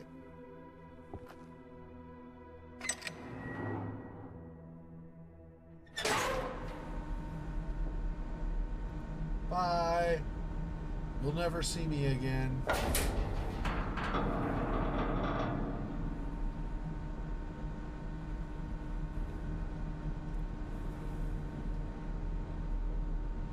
Oh, interesting. Yeah, the bottom of it is not just like wood. It's actually like tentacles. It's actually moving a little bit. The little item we picked up in the sewer. That's not okay, but yeah, okay. That happened.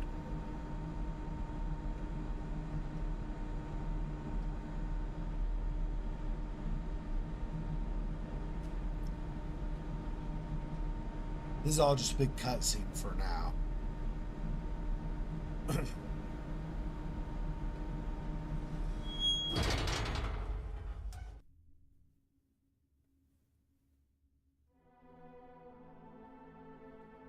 My, what a lovely place we've discovered. Can I just go back? I would, except it's so long. I don't know if I'd do it as a joke, but it's gonna take like what, like 30 seconds, 45 seconds just to get back up or whatever.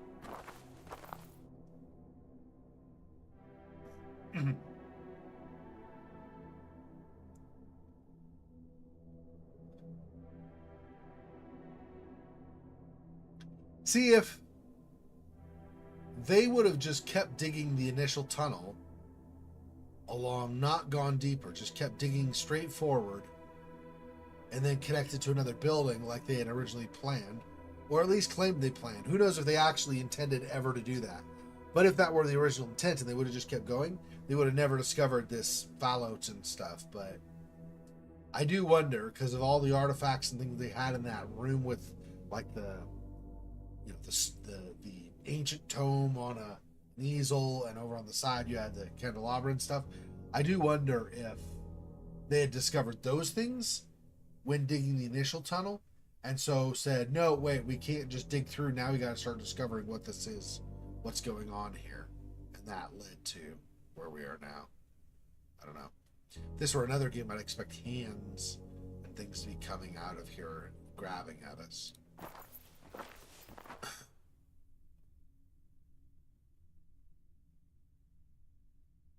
Okay.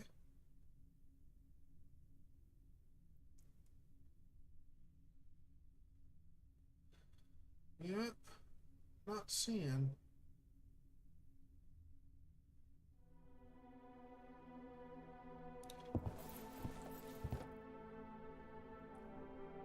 And we just keep going down and down and down.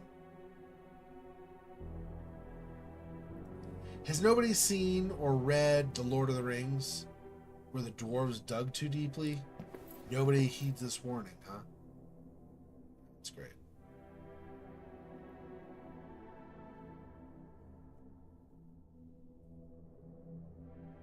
That was one of the things they did not change in the movies from the books, was that the dwarves had dug too long mines and awoken a Balrog.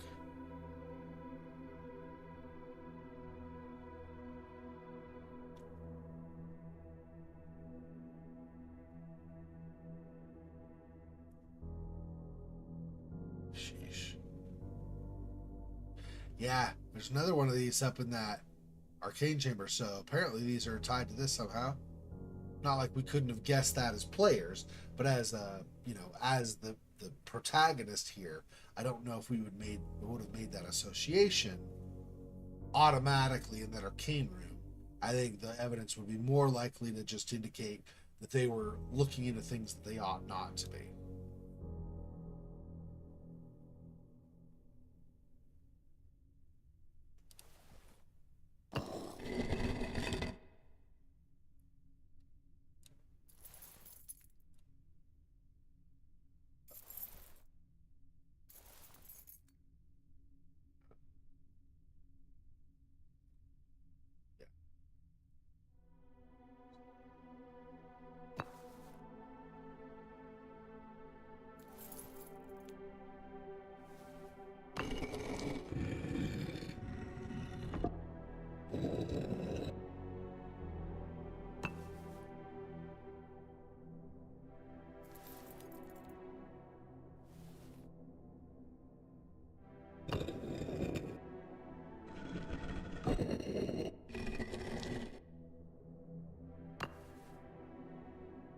So I think we're doing this first, because it rotated afterward. So I think we do the upper right one next.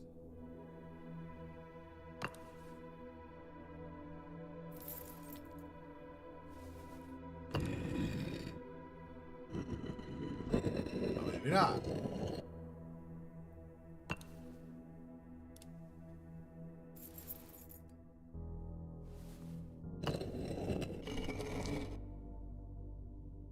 Nope. Oh, okay. So I think we're doing it like this. We're going here first. The other will go back up, and this will rotate. Now we do the middle, maybe?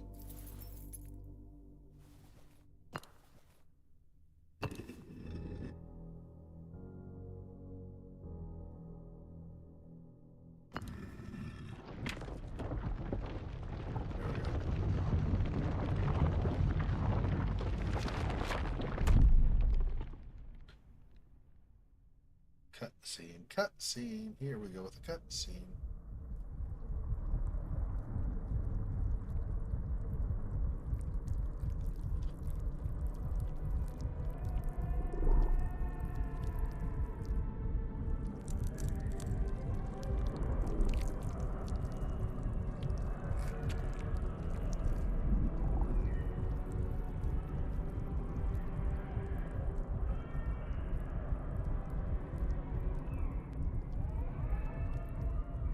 Why does it sound like babies crying? 6 a.m. Why did it sound like babies crying? What?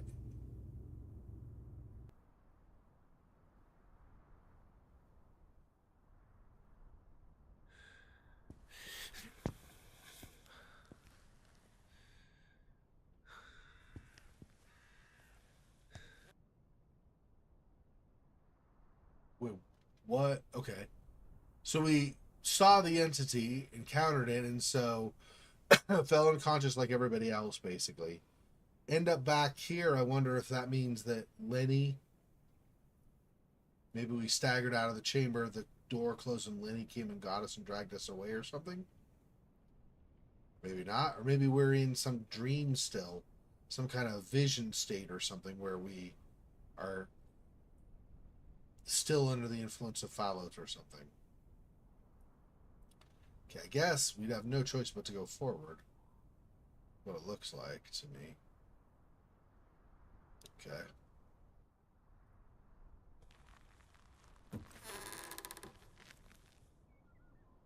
Ah, we're coming out of the shed and into the garden, or this room we've already been in before. So again, don't know how we got in the shed, but that's where we ended up. Okay.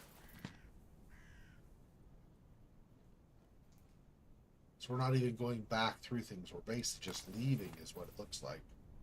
Babies are the scariest creatures imaginable. Yeah. You're scared of a baby. I don't know what to tell you.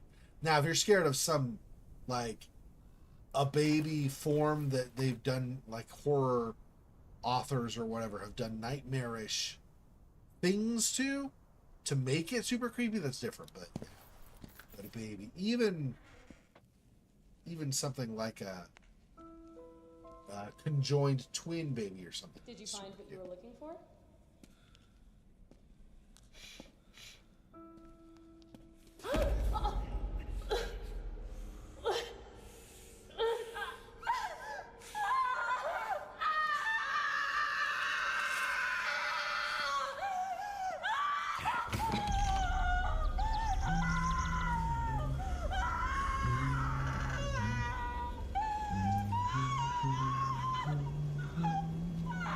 Poor Julia.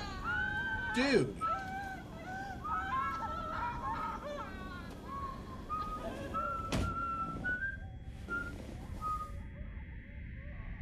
Yeah, we're Fallout now.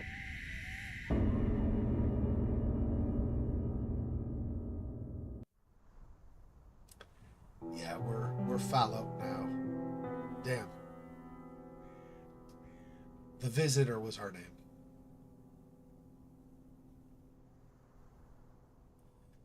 Interesting. Alright.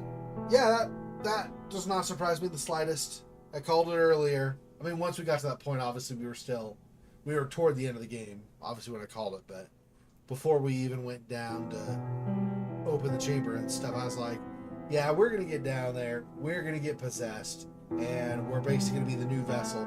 Once they started talking about the vessel, I was like, that's us. Let's be honest, that's us.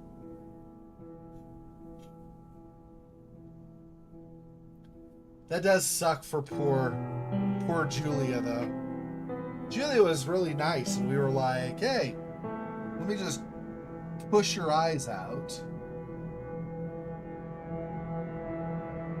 Yeah.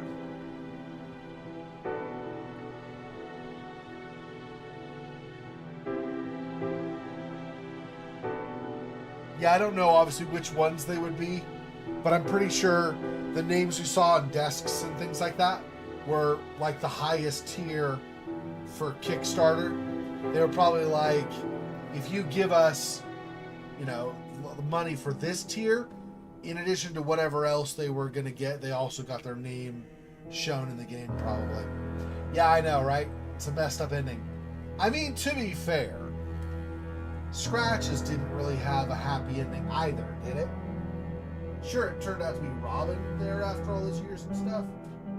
But was there really a happy ending? The guy's wife died. Then the guy, I think, died, right? Or left. But I think he died also. No, the guy's wife died, then the guy left. That's what it was. The guy's wife died, but he thought he lost Robin and he left. But so Robin was left behind. So this little kid, toddler maybe, so like maybe like 2 or 3 years old or something, left behind on its own, trying to survive.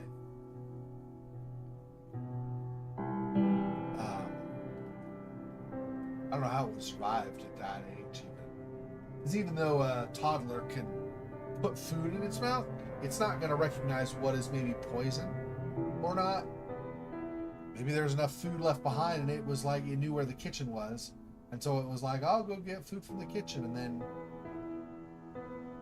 there were canned goods. I wouldn't open a can. I don't know how Robin is supposed to have survived, actually.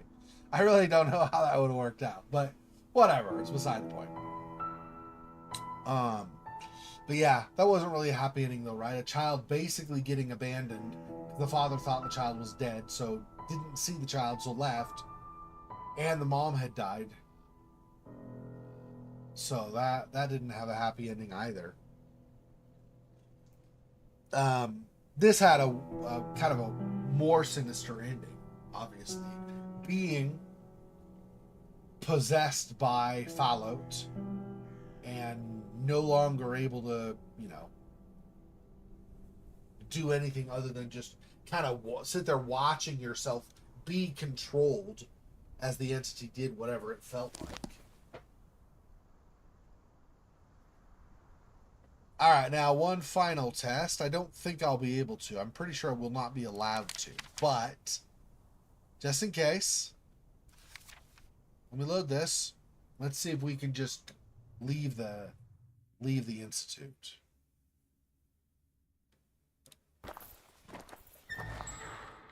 I doubt it, right? I'm pretty sure they're not going to let me. But we'll try it just to see if there's some alternate ending or anything.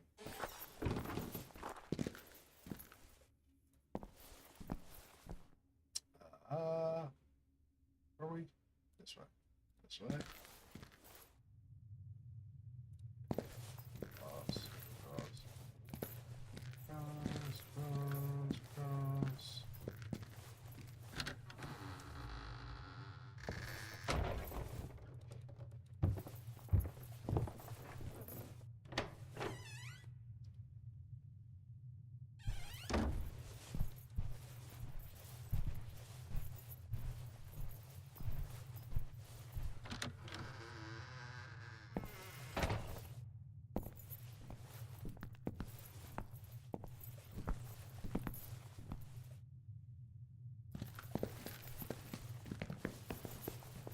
Whoops.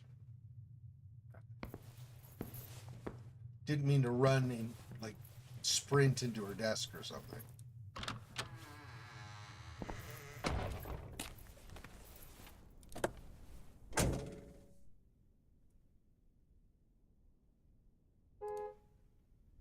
Okay, I can honk the horn, but that doesn't help. Radio. Yeah, I don't think they're going to let me. Doesn't look like there's any way to turn the car on. Okay. So it just has the one ending. But there you go. Okay. Well. Yeah, not an upbeat ending, that's for sure. Still. It's not. I enjoyed it. I liked it. I'm not going to say that there's not a certain level of predictability with what's going on with it, but still, I also don't know that it's really supposed to be a game that tricks the player so the player thinks one thing, but something else is actually going on. I don't think that's actually what's supposed to be what the point of the game is. I think the point of the game is to tell a story only. And that story happens to be that Hanwell was a surgeon, made a bunch of money, decided he got fascinated by the people's ideas in the mind instead of he was a neurosurgeon, so he knew how to physically operate on mind. He got impressed by psychology or interested in it, got rich backers, set up the institute, brought in his friend Hawthorne, because Hawthorne didn't have very good scruples either, so he could do things, so Hanwell could get things done that he wanted done. They started digging the tunnels in the process of looking at maybe reorganizing the layout of the institute and things. And when they were digging, they discovered, oh, there are things down here. Our patients are reporting creepy things going on. They got obsessed with the idea of trying to find out more about the entity, trying to summon the entity or merge with the entity or whatever it was they were going to do. And so they just forced, and bad consequences as a result. So that was pretty much the story, in, leaving out a ton of detail, but, more or less, that was pretty much the story. So, okay, so next week, in this first stream, we'll be doing something different than what we did today. So, I'll figure out what that game is, and we'll play that. So the next one will be in about 12 hours from now, just a little under 12 hours. It'll be Seventh Guest again. I don't know how many puzzles are left in that game. We've done a lot of puzzles, so we might be nearing the end.